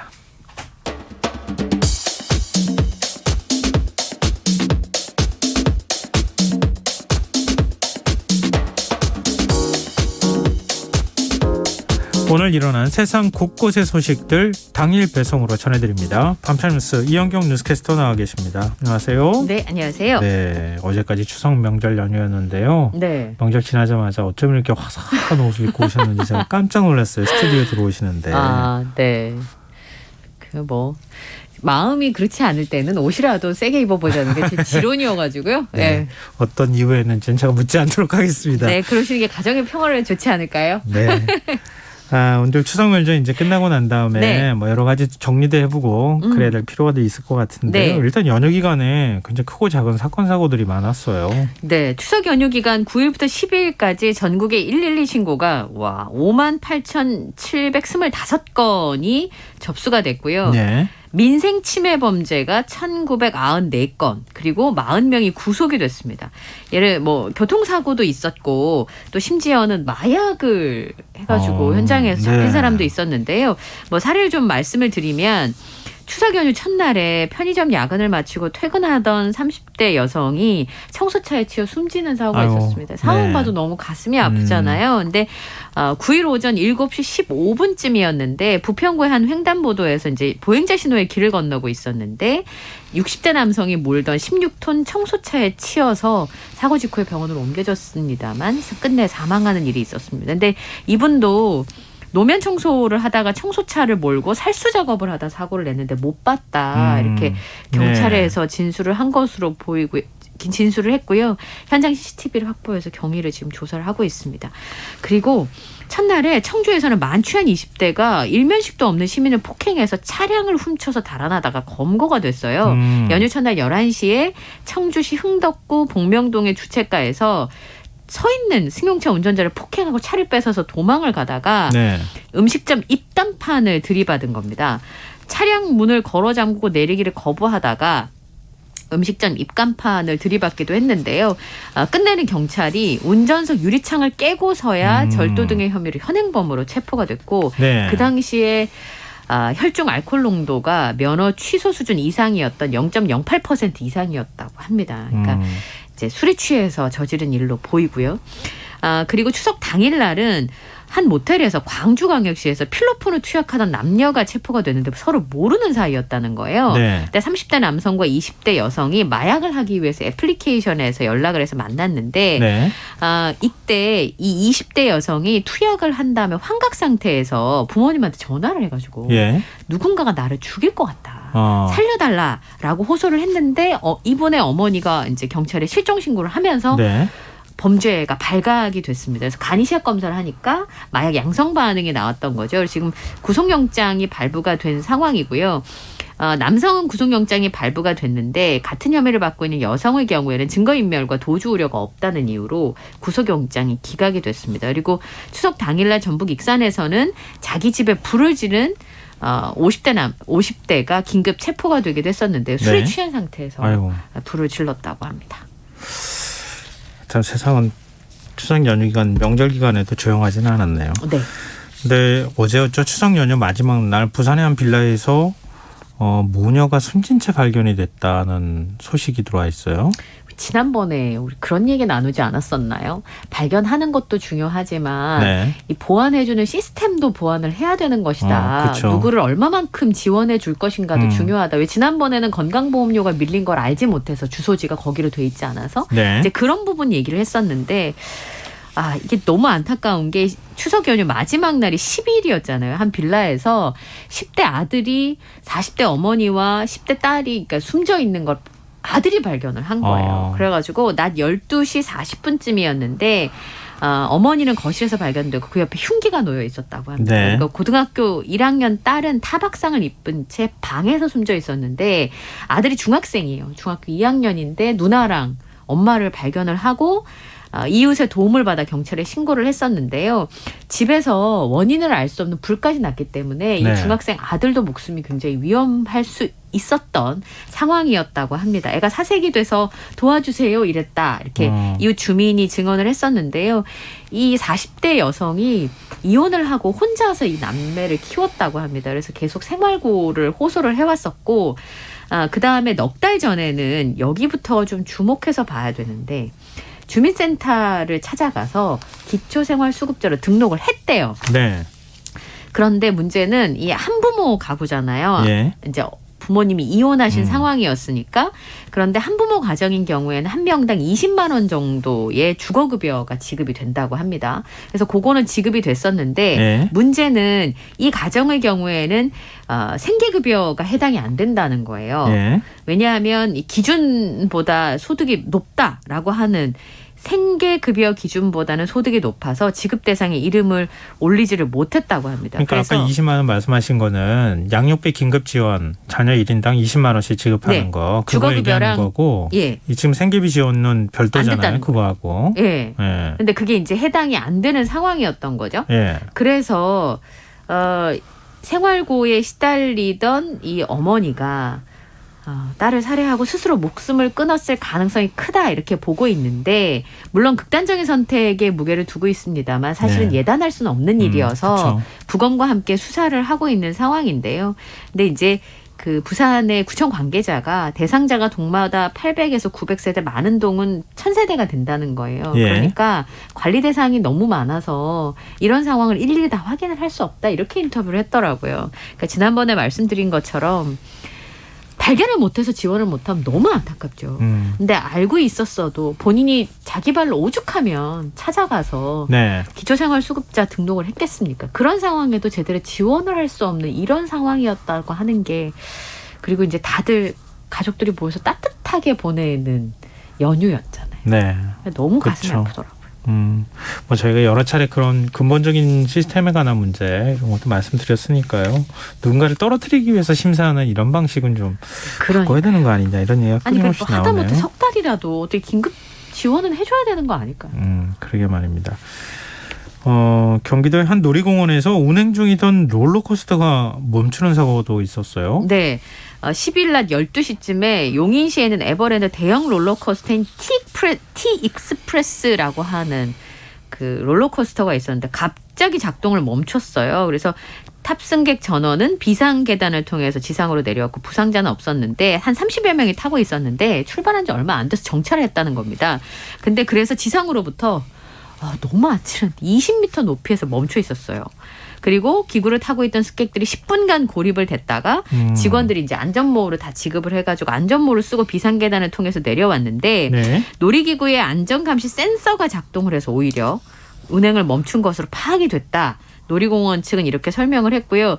놀이기구 운행에는 이상이 없다고 보고 4시간 뒤에 운행을 재개했다고 하는데 왜 이렇게 마음이 안 불안하죠? 이 뉴스를 듣는데. 근데 혹시 확인을 좀 철저하게 했는가? 네. 아무래도 좀 걱정스러울 수밖에 없는 상황이니까요. 네. 놀이공원 측에서 이런 부분에 대한 안전사고가 나지 않도록 철저한 점검이나 이런 것도 좀 해야 되지 않을까 싶네요. 근데 그런가 하면 서울 반포 한강공원에서는 이게 한강 수위가 이렇게 갑자기 높아질 수 있어요? 왜 물이 그 공원 있는 쪽으로 밀려 들어왔어요?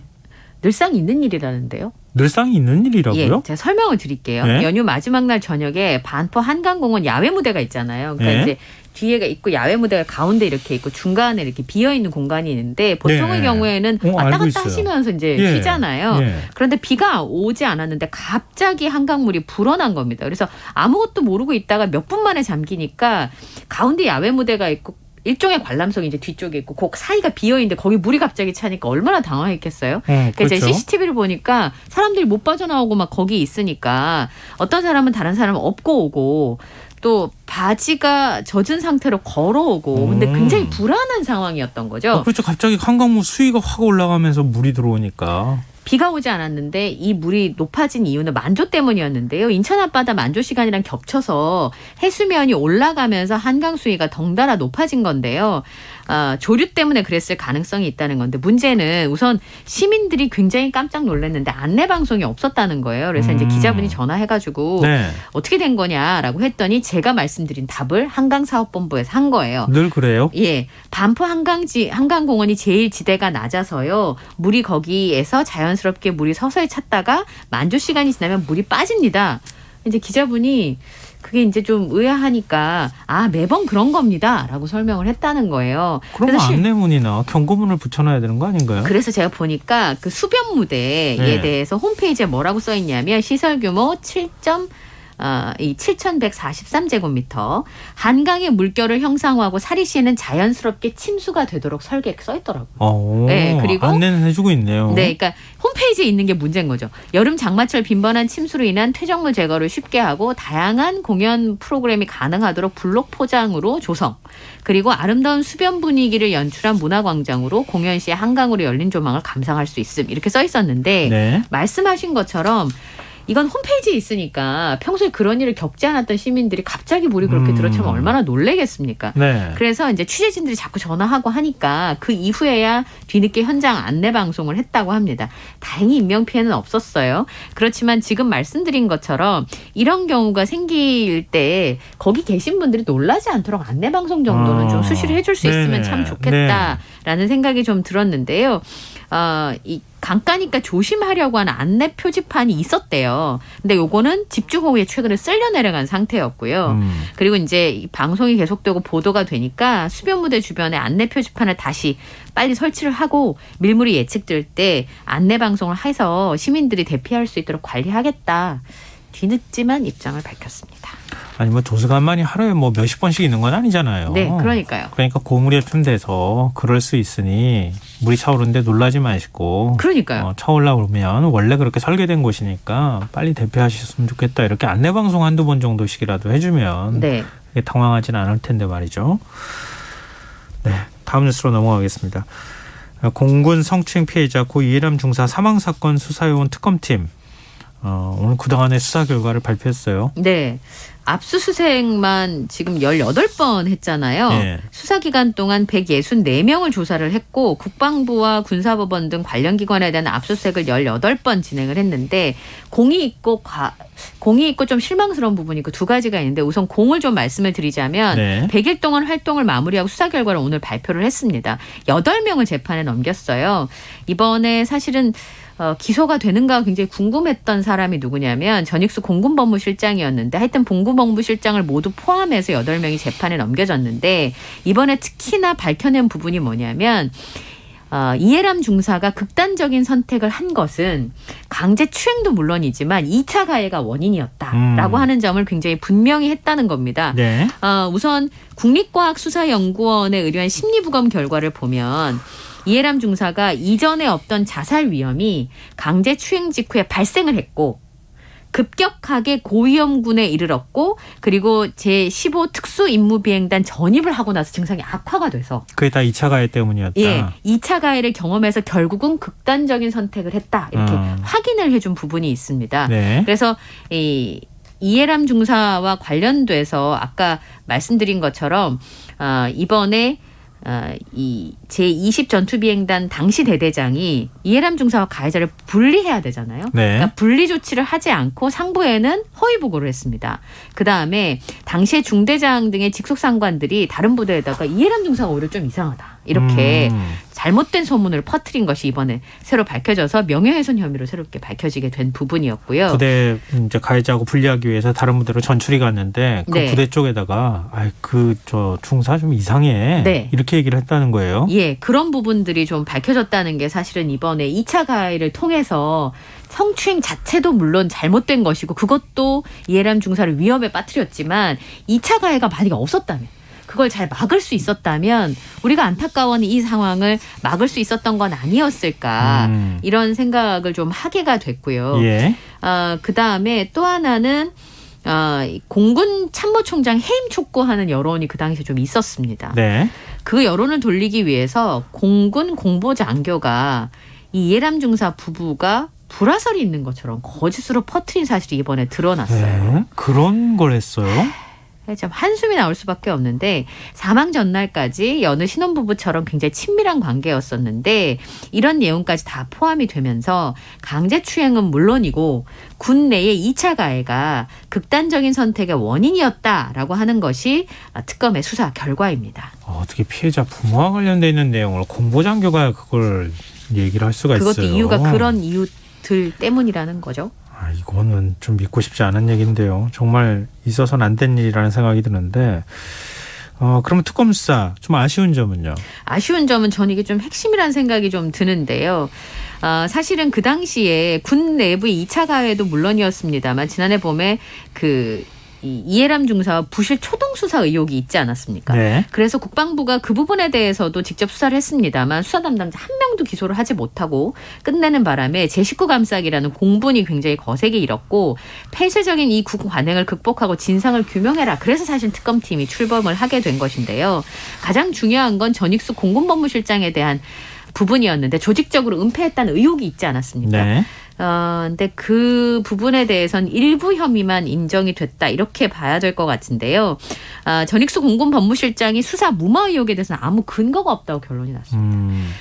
무엇보다도 이번에 기소가 됐다고 제가 말씀드렸었는데 그게 이번에는 초동 수사를 잘못했다든지 수사를 무마하려고 했다든지 그것 때문에 기소가 된 게 아니고요. 네. 이번에 기소가 됐던 건 뭐였냐면 지난해 7월에 이 본인의 직무유기 혐의를 수사하던 군 검사한테 직접 전화를 했어요. 본인을 조사하는 검사한테 전화해가지고 네. 구속영장 기재 사실이 잘못됐다라고 하면서 본인을 조사하는 검사를 추궁한 사실이 이번에 밝혀졌어요.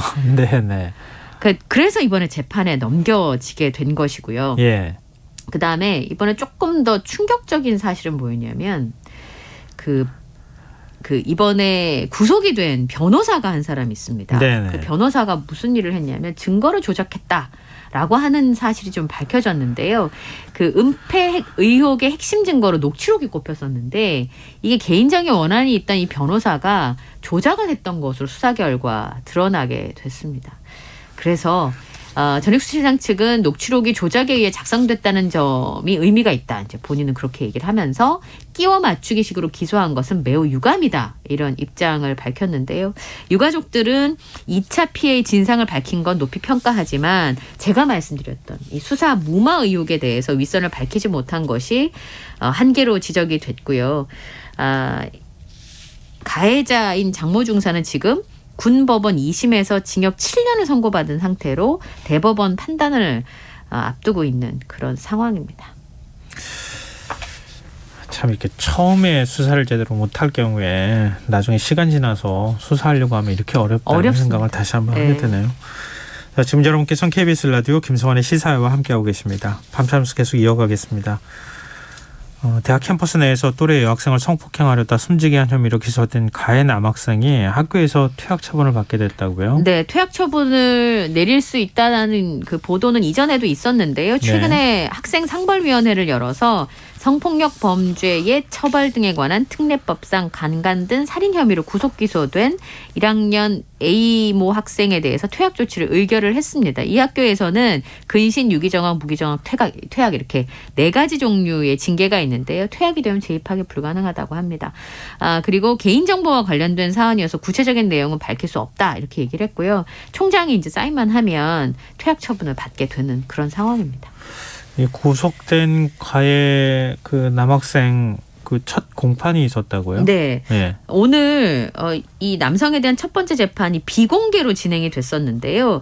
이게 피해자 측 변호인이 재판 비공개를 희망한다고 요청을 했기 때문입니다. 왜냐하면 피해자의 명예훼손 및 사생활 비밀 노출의 우려가 있다는 건데 충분히 공감을 하는 대목이더라고요. 피해자 유족이 사실 이 사건이 언론 매체에 보도가 되면서 굉장히 많은 관심을 받았잖아요. 근데 첫 보도하는 언론 보도를 연이어 인용하면서 아마 피해자 측 가족 입장에서도 굉장히 큰 상처를 받았을 거예요. 네. 표현이나 이런 것들이.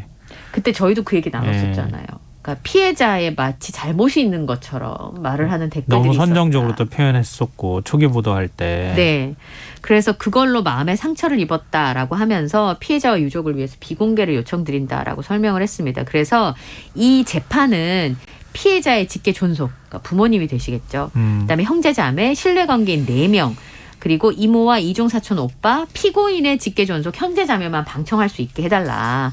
그러니까 재판부에서 이 사건이 보도되는 걸 유족들이 원하지 않고 그리고 성범죄 특성상 당연히 피해자의 사생활에 노출될 수밖에 없기 때문에 비공개로 전환하겠다라고 판단을 했습니다. 그래서 이 재판은 선고가 되기 전까지는 비공개로 진행이 될 예정이고요. 오늘 법정에 이 A모 학생이 출석을 했는데 대학생이라고 본인의 직업을 답을 했고 국민 참여와 재판을 원하지 않는다라는 언급을 하기도 했었다고 합니다. 네.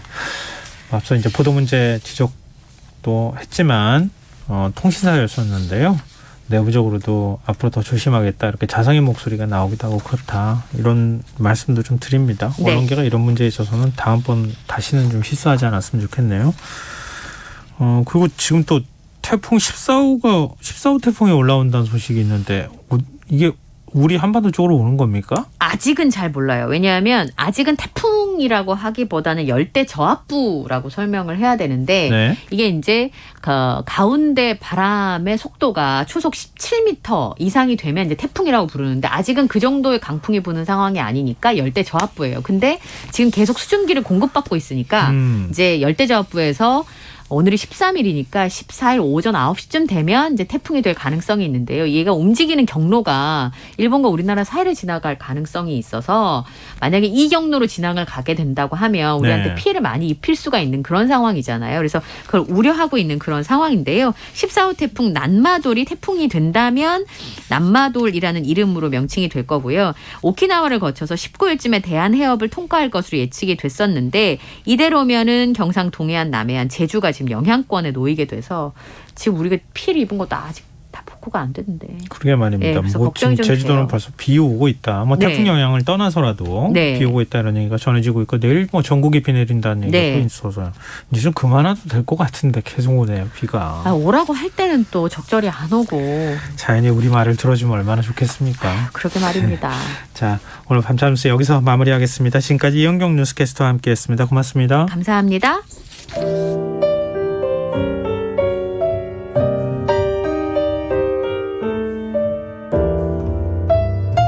내일의 품격 김성환의 시사야에서 챙겨가세요. 하루를 마무리하는 시간 꺼내보는 당신의 지식 창고 KBS 1라디오 김성환의 시사야.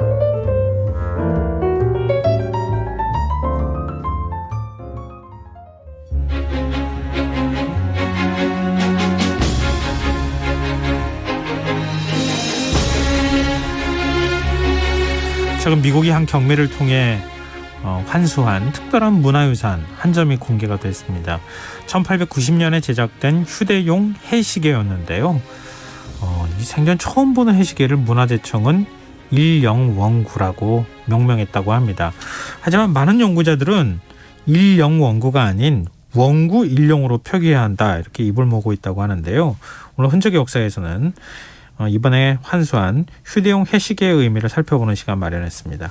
경향신문 이규환 히스토리텔러 나와 계십니다. 안녕하세요. 안녕하세요. 네, 이 휴대용 해시계 명칭이 어떻게 좀 잘못된 겁니까? 예, 뭐 사실 일형 원구든 원구 일형이든 별체가 있겠냐고 생각을 하겠지만 그러나 중요하죠. 이규환인데 기환이라고 부르는 건 좀 이상하잖아요. 네네, 그러네요. 한번 또 지어진 이름인데 그 영영 역사에 또 기록되니까 그래서 이번에 그 고의 환수된 휴대용 해시계 이름 일형 원구가 아니라 원구 일형이다라고 합니다. 그럼 왜 이름을 이렇게 붙였을까요? 왜냐하면 그 해시계가 지구본처럼 둥근 고형 모양처럼 생겨가지고 꼭대기 부분이 이렇게 돌아가면서 그 해시계 이름을 한자씩 해가서 원구 일영 이렇게 돌아가면서 썼거든요. 그러니까 읽는 사람에 따라서는 뭐 이 둥근 공 모양 위에 있으니까 일영 원구라고 읽을 수가 있고 원구 일영이라고도 읽을 수가 있고 그런 식으로 돼가지고 아마 처음에 잘못 일영 원구로 읽은 것 같습니다. 그러면은 잘못 지었다는 얘기는 뭔가 이름 장명을 할 때 뭐 규칙 같은 게 있다는 얘기입니까? 그 뭐 불문율이죠. 그래서 같은 해시계 앙부일구를 보면 그 가마솥 모양의 어떤 하늘을 바라보는 해시계라는 뜻에서 앙부일구라고 했잖아요. 가마솥 부자에다가 바라볼 앙자 그리고 해시계라는 뜻의 일구를 합친 말이거든요. 그러니까 명칭을 정할 때는 보통 이렇게 형태를 먼저 앞세우고 뒤에 기능을 붙이는 게 보통이어서 이번에 구입 환수된 휴대용 해시계 명칭도 일형 원구가 아니라 공 모양의 해시계라는 뜻에서 원구 일형이라고 해야 된다. 원구라는 건 공 모양이고 일형이나 일구는 해시계를 의미하는 거거든요. 그래서 이 공 모양의 해시계다라고 해서 원구 일형이라고 해야 된다라고 합니다. 문화재청은 뭐 어떻게 입장을 바꿨습니까? 아니면 그냥 학계에서는 일단은 이렇게 붙이자 이렇게 한 겁니까? 일단은 그렇게 지금 전시는 되고 있는데 한번 그렇게 나왔기 때문에 일형 원구라고 했다가 나중에 다시 그걸 좀 바꾼다고 뭐 하는 것 같더라고요. 그러면 우린 원구 일형이라고 해도 되겠네요. 네, 그렇습니다. 이게 어떤 유물인지 뭐 휴대용 해시계라고 하는데 그렇습니다. 이 동체 해시계를 어떻게 휴대용으로 갖고 다니나 좀 궁금하거든요. 경매 낙찰가가 68,000달러 정도 되는 건데요. 공 모양이고 그러니까 두 개의 반공 모양을 이렇게 합친 거예요. 이렇게 합친 거고 아래쪽 반공은 돌릴 수가 있고 위쪽은 고정이고 그렇습니다. 그래서 아래쪽 반구를 태양빛에 따라서 이렇게 돌려요. 그래서 이제 시간을 측정할 수 있게 제작한 겁니다. 그건 우리가 알고 있는 지구본하고 거의 비슷한 모양이라고 저도 이렇게 보니까 뭐 지구본은 아니고 지구본 모양의 해시계라고 하는데 사실 문헌에도 없는 그런 생전 처음 보는 그런 유물이어서 학계에서도 아주 신기하게 생각을 했다라고 하고요. 이 해시계 자체는 11cm 정도 되는데 높이가 이 전체적으로 보면 이제 뭐 이 밑에 그 받침대도 있고 그래서 한 23cm 정도 됩니다. 휴대할 수가 있는 거죠. 그 휴대용이라고 말씀하신 게 의미가 이해가 되네요. 우리 손바닥 한 뼘 정도 높이밖에 안 되는 정도 아주 작은 크기라고 볼 수 있는데 이렇게 작은 게 어떻게 시간을 측정합니까? 그래서 이제 처음 보는 물건이어서 그 학계에서도 연구를 좀 했는데 저도 이제 연구자들 몇 분한테 설명을 듣고서 좀 이해를 하게 됐어요. 설명이 좀 복잡한데 이 해시계를 작동하려면 두 가지의 어떤 사전 작업이 필요합니다. 하나는 뭐냐면 나침판을 갖고 있어서 별도의 그 공을 북쪽으로 이렇게 일단 향해야 되고 그 공의 뒤에 이렇게 보면 위도 조절 장치가 있어요. 그 위도 조절 장치로 지금 측정하는 곳에 위도를 맞춰야 됩니다. 그렇게 이제 세팅을 한 다음에 이 공의 아까 반공 밑에 반공은 그 돌릴 수가 있다고 그랬잖아요. 그걸 돌려가지고 태양빛에 이렇게 맞추면 시침 역할을 하는 그림자 침이 그 위에 이제 고정된 빈 공이 표시된 위에 이렇게 고정돼 있다고 그랬지 않습니까? 거기에 시간과 시각이 표시가 될 수 있도록 놓이게 돼 있습니다. 그 그림자 침이. 그래서 이제 그때 딱 뭐 지정하는 그때 이제 시간과 시각을 읽으면 됩니다. 기사에 자세하게 설명되어 있으니까 기사를 보시면 그 설명이 될 겁니다. 기사 읽어도 잘 이해가 안 될 것 같긴 한데요. 그러니까 이렇게 복잡한 과정을 거쳐야 된다고 하면 우리 손목시계처럼 그냥 이렇게 딱 보면 직관적으로 시간을 알 수 있는 그런 거는 아니네요. 그러니까 나침반으로 먼저 방향을 맞추고 위도 조절 장치로 정확하게 위도를 이렇게 해야 되고 이런 사전 작업 장치를 해야 되기 때문에 뭔가 이 천문학에 좀 뭔가 조회가 있어야지 일반 백성이 가지고 다니기 위해서 이렇게 무슨 시간을 측정할 수 있는 완전한 대중용은 아니다라는 말씀을 하고 싶어요. 근데 휴대용이라고 하면은 뭐 우린 아까 말씀하셨듯이 뭐 조선 땅에는 해시계가 있었으니까 휴대용이라고 뭐 어디를 갖고 다니면서 이렇게 시간을 측정했다는 거예요? 뭐 예를 들면 해외여행 가서도 되고 그다음에 뭐 아주 남쪽 나라, 남쪽 지방에 가서 이제 위도를 맞춰 갖고 할 수 있다. 우리도 아무리 땅은 좁지만 또 시간 차이가 좀 있으니까 뭐 그럴 수 있다라고 보고 남반구에 있을 때도 뭔가 위도를 조절하고 이러면 시간을 측정할 수 있다라는 건데요. 그 사실은 뭐 남반구에 갈 일이 뭐가 있겠었어요. 19세기에. 그러니까 그렇죠. 이제 그런 측면이 있죠. 그래서 옛날 시계를 보면 2시간 단위씩 시간을 표시하는 12시즌이라고 해서 간지로 표시하죠. 뭐 자축인묘, 진사오미, 신유술래라고 그렇죠. 하잖아요. 근데 이 시계에는 12시즌 중에서 9개만 있습니다. 3개가 없습니다. 왜 3개가 없어요? 해시계니까는요. 왜냐하면 해가 없으니까 밤에는 필요 없는 거잖아요. 그래서 이 해시가 뭐냐면 21시에서 23시고 자시는 23시에서 01시거든요. 새벽 1시고 축시가 1시부터 3시니까 그때는 해가 뜨지 않으니까 필요가 없는 거죠. 어떻게 보면 재치라고 볼 수 있는 건데 그래서 표시할 필요가 없었다라고 볼 수가 있습니다. 근데 이렇게 지구본 모양처럼 동그란 건데 그러니까 구에서 아래쪽 부분을 돌릴 수 있도록 되어 있다. 그래서 이제 시간을 측정한다 이렇게 말씀하셨는데 거기 안에 아주 글자들이 빼곡하게 지금 써 있더라고요. 예, 그게 이제 위에 이렇게 고정된 방구를 보면 뭔가 동그란 그 구멍이 하나 있고 거기에 이제 시즌이 까꿍하고 나타나는 그런 부분이 있는데요. 빼곡하게 나타나는 그림이 구멍이 있는데 구멍 안에 글자가 나타나도록 돼 있어요. 그게 이제 시각을 알리는 창문이라는 뜻에서 15창이라고 하는데 아까 공의 윗부분은 고정되어 있지만 밑부분은 돌릴 수 있다고 그랬지 않습니까? 그래서 윗부분은 공 속에 이렇게 시간이 표시된 게 이렇게 그 자축인묘 이렇게 표시가 되어 있는 거예요. 그래서 밑부분 공을 이렇게 돌려서 태양의 그림자에 맞추면 윗부분 구멍에 있는 그 시각 표시곡에 까꿍하고 이제 돌리면서 이렇게 나타나는 그 시계, 그걸 이제 정확한 시각을 볼 수가 있다라는 거죠. 그러니까 윗부분, 반원의 윗부분에 구멍이 뚫려 있는데 아랫부분을 돌리면은 그 윗부분에 있는 구멍 안에도 글자가 돌아가도록 같이 붙어 있는 형태로 돼 있다. 그럼 굉장히 독특하네요. 처음 들어봤어요. 그렇습니다. 그래서 이 휴대용 해시계에 담겨진 여러 가지 뭐 코드, 의미가 이제 조명이 됐는데요. 먼저는 이 생전 처음 보는 물건이었고 그래서 좀 앙부일구보다는 뭔가 좀 진전된 해시계가 아니냐 이런 점들이 이제 보도자료나 이런 데 보면 좀 부각이 돼 있더라고요. 이게 어느 정도 진전이 돼 있는 건지 제가 어떻게 과학적으로 평가하기가 쉽지가 않아서. 그러니까요. 그래서 저도 이 부분에 대해서 나중에 말씀드릴 건데 약간 좀 문제가 있다라고 볼 수가 있고 이 둘 다 해시계라는 점에서 같습니다. 그리고 이 다만 앙부일구를 보면 하늘을 향한 가마솥 형태라 그랬잖아요. 그 반구로 이렇게 만들어져 갖고 그 태양의 그림자에 비춰서 시계를 확인하는 영침이 고정돼 있지 않습니까? 그래서 오로지 한 지역에서만 그 시간을 측정할 수가 있다라는 거고 그러나 이번에 구입한 스텐 원구일형은 2개의 반구가 이렇게 맞물려서 각종 장치 아까 얘기했던 나침판이나 이런 거나 밑으로 이렇게 돌려가지고 태양의 그림자에 맞춰서 이렇게 하면 어느 지역에서나 시간을 측정할 수가 있다라는 거여서 아까도 말씀드렸지만 해외여행 중이나 혹은 남반구에서나 어느 지방에서도 회전축을 지구 자전축에 일치시켜 이렇게 놓으면 시간을 측정할 수가 있는 장점이 있다라고 얘기가 되죠. 그러니까 둘의 앙불과하고 원구 일형하고의 가장 큰 차이는 휴대용이냐 고정형이냐. 그렇습니다. 그리고 이 원구 일형을 보면 제작자와 제작 시기를 특정할 수 있는 글자와 낙관, 도장이 새겨져 있는데요. 거기 보면 대조선 개국 499년 7월 상순에 제작했다라는 한자 명문이 새겨져 있고 그다음에 상직현인이라고 해서 도장이 새겨져 있습니다. 그러니까 조선 개국이 1392년이니까 대조선 499년이면 횟수로 따지면 1890년이라는 얘기거든요. 그리고 상직현이라는 인물이 제작인하고 혹은 제작에 관여했거나 주문 생산했거나 뭐 그렇게 도장이 찍혀 있으니까 그런 사실을 알 수가 있는 거죠. 이것도 참 특이한데요. 근데 상직현이라는 인물은 어떤 사람인지 기록이 있습니까? 실록이나 승정원 일기를 보면 몇 번 나옵니다. 그래서 이 상직현은 고종시대에 활동한 무관인데 국왕의 호위, 궁궐 및 도성의 방어를 담당했던 그런 총어형 별장과 별근직을 맡았다라고 그렇게 나와 있어요. 요즘으로 치면은 어떤 직인 겁니까? 뭐 국왕의 호위무사 정도라고 볼 수가 있으면 뭐 대통령 경호원을 뭐 역임했다라고 볼 수가 있고 그리고 이분이 그 수신사로 해서 일본도 다녀온 적이 있고 그래요? 또 그분의 아들인 상훈이라는 분도 청나라의 영선사로 파견된 이력이 있는데요. 이 아들인 상훈은 조선에 전화기를 처음 들여온 사람이에요. 그러니까 어떻게 보면 이 상씨 가문이 당시에 그런 과학기술과 해외 문물에 되게 그 관심을 갖고 있었던 가문이 아니었나라고 우리가 추정할 수가 있죠. 아니 아들은 전화기를 갖고 오는데 아버지는 해시계를 만들었다? 뭔가 좀 시대가 안 맞는 것 같은데요. 그러게 말이죠.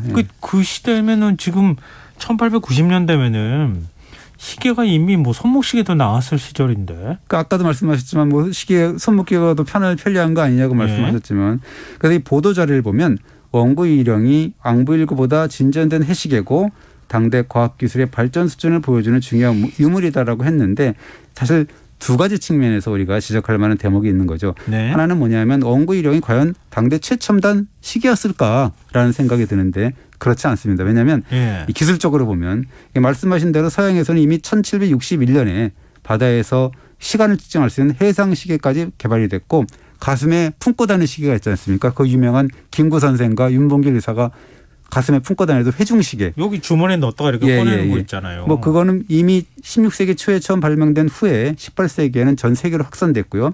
19세기 초만 되면 손목시계가 등장을 해서 뭐 유행하게 되는데요. 그래서 명품 시계 업체라고 이제 발돋움한 오메가는 1848년에 그리고 롤렉스는 1905년에 설립이 됐거든요. 그러면은 아닌데 조선이 그렇게까지 그 뒤떨어진 나라는 아닌 것으로 제가 알고 있는데요. 예, 그렇습니다. 이게 한성 판윤을 지낸 강건이라는 사람이 상직현이 이제 원구 일령을 만들기 19년 전이죠. 1871년에 제작한 휴대용 앙부19가 있어요. 이게 보물이거든요. 지금 보물로 지정되어 있는데 이 해시계는 조선의 해시계 중에서 가장 작고 정밀하고 뛰어나다는 평을 받고 있는데 세로가 5.6cm, 가로가 3.4cm고 높이가 2cm밖에 안 되거든요. 네. 그래서 그야말로 휴대용 해시계죠.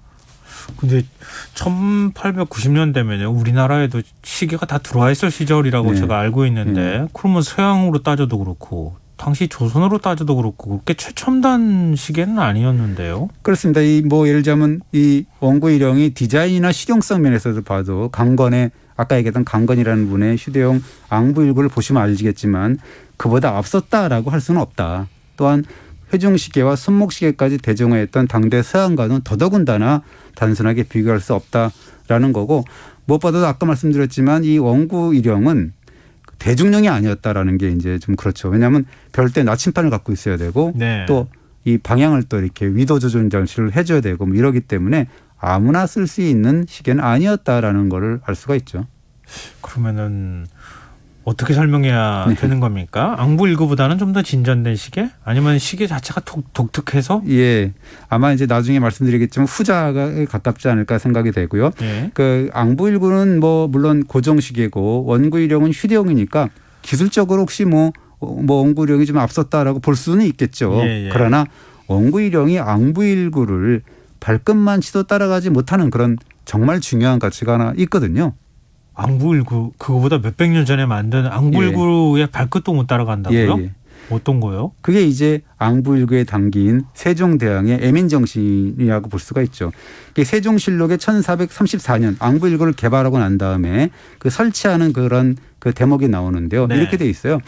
때를 아는 것보다 중요한 것은 없는데 밤에는 물시계인 작용루가 있지만 낮에는 알기가 힘들기 때문에 그 해시계인 앙부19를 만들어서 그 12지신 그 동물의 몸을 그렸으니 어리석은 백성을 위한 것이고 그리고 이런 시각을 환하게 뚜렷하게 보이고 그리고 이것을 길 옆에 설치하는 것은 보는 사람이 많이 모이기 때문이다라고 하면서 그렇게 만든 앙부19를 해정교 즉 지금의 광화문 우체국 자리 있잖아요. 그 종로 1가 그쪽에 있거든요.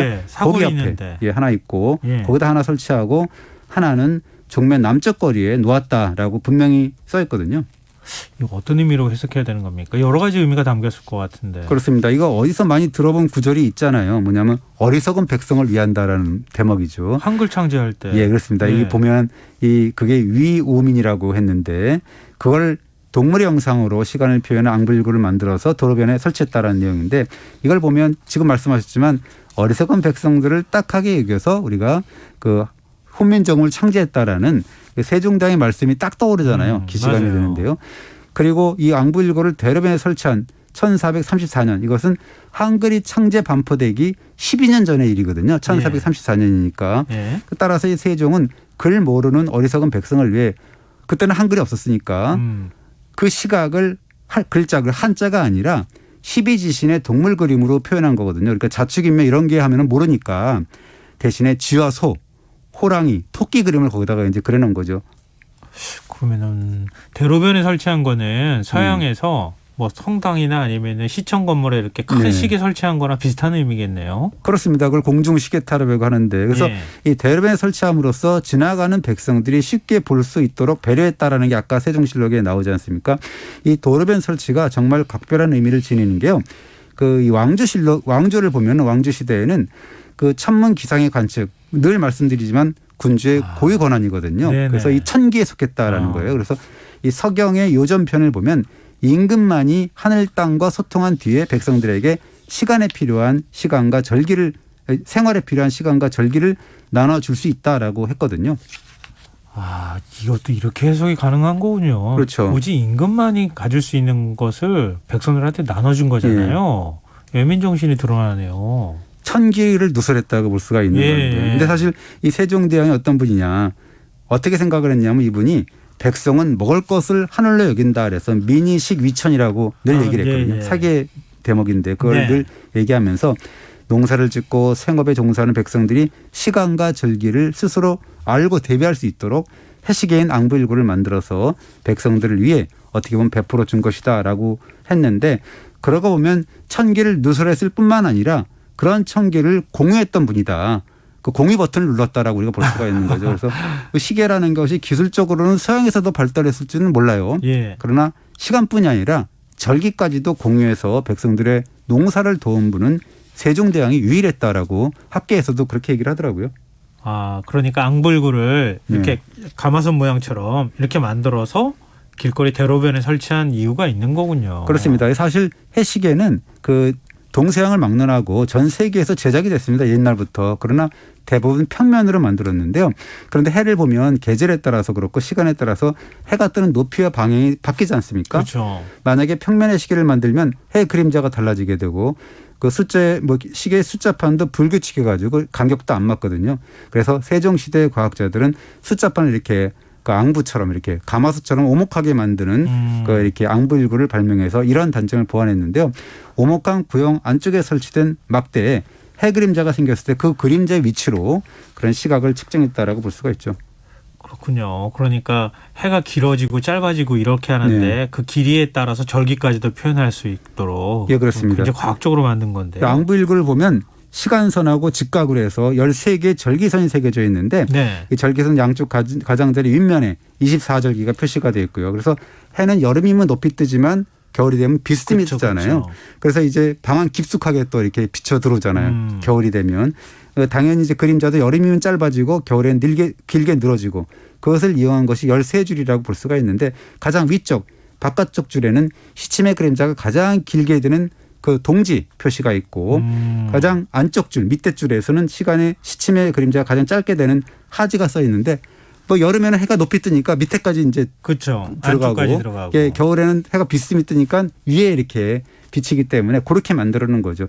그 사이에 이제 소환, 대한, 입춘, 우수 이런 식으로 절기를 나눠놨습니다. 정말 대단하네요. 그러니까 원구일용을 감히 앙부일구하고 비교할 수 없다 이런 말씀을 하신 거군요. 그렇습니다. 그런 앙부일구를 설계해서 종로통에 공중 해시계를 설치한 건데 이것이 1859년에 영국 런던 웨스트민스터 궁전 북쪽에 설치한 빅벤보다 415년이나 빠른 공중 시계탑이다라고 볼 수가 있고요. 그래서 한 관리가 개인적으로 제작한 원구 일형하고 세종대왕의 애민정신이 깃든 앙부일구를 감히 이렇게 비교할 수가 있느냐. 아까 그래서 제가 발끝도 못 따라간다라고 말씀을 드린 거죠. 근데 그렇다고 원구일형이 가치가 없는 건 아니잖아요. 그렇습니다. 아마 이 가문의 명예를 뭐 걸고 직접 만들 수도 있고 주문 생산할 수도 있는데 세상에 단 하나뿐이밖에 없는 휴대용 해시계다. 아주 독특한 해시계다라는 측면 그것이 가장 좋은 가치라고 볼 수가 있는 거죠. 요즘 유니크하다 이런 얘기 하잖아요. 유일한 거니까. 이런 것들은 보존을 해야 될 자기만의 한정판. 그렇죠. 그 한정판으로. 자, 그런 의미도 있군요. 굉장히 재밌었습니다. 오늘 설명 들으면서. 해시계에 대해서 다시 한번 생각해 볼 수 있는 계기가 됐던 것 같습니다. 오늘 현장의 역사 지금까지 경향신문 이기원 히스토리텔러와 함께했습니다. 고맙습니다. 감사합니다. 김성환의 시사야 오늘 순서 여기서 마칩니다. 모바일 쿠폰 당첨자는 홈페이지 공지사항에서 확인하실 수 있습니다. 편안한 밤 되십시오.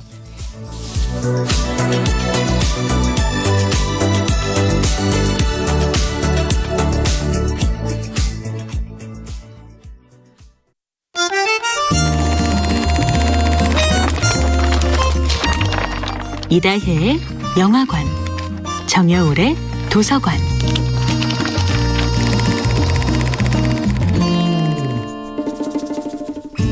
안녕하세요. 여러분과 아름답고 풍요로운 책 이야기를 나누고 있는 작가 정여울입니다. 이번 주에 함께하는 작품은 클레어 던의 카를 융, 영혼의 치유자입니다. 남들에게 우아한 모습을 보여주기 위해